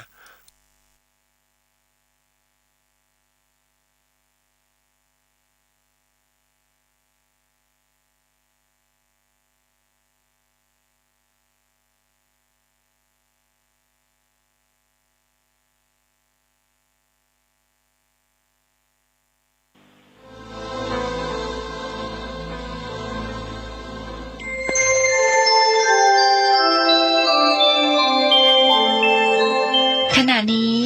ท่านกำลังฟังสถานีวิทยุกระจายเสียง FM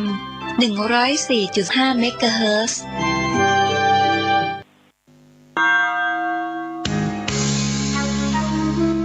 ส่งท้ายปีเสือตอนรับปีใหม่วัดฝายหินหลังมหาวิทยาลัยเชียงใหม่ขอเชิญชวนทุกท่านร่วมสวดมนต์ข้ามปีครึ่งราตรีกับความสุขสงบรักษากายรักษาจิต 21:30 เป็นต้นไปพร้อมร่วมประกาศอโหสิกรรมครั้งใหญ่สวดบูชานพเคราะห์สวดมนต์ข้ามปีเสวนาธรรมเรื่องของจิตและขันธ์สำคัญไฉนทุกท่านที่มาในงานครั้งนี้ขอท่านนำกลีบบัวมารองรับพระบรมสารีริกธาตุที่ทางวัดจะมอบให้กลับไปบูชาพร้อมรับของที่ระลึกเติมความโชคดีตลอดปีกระต่ายต่อไปอย่าพลาดสวดมนต์ข้ามปีณวัดฝายหินหลังมหาวิทยาลัยเชียงใหม่ของที่ระลึกมีจำนวนจำกัดตอนรับปีใหม่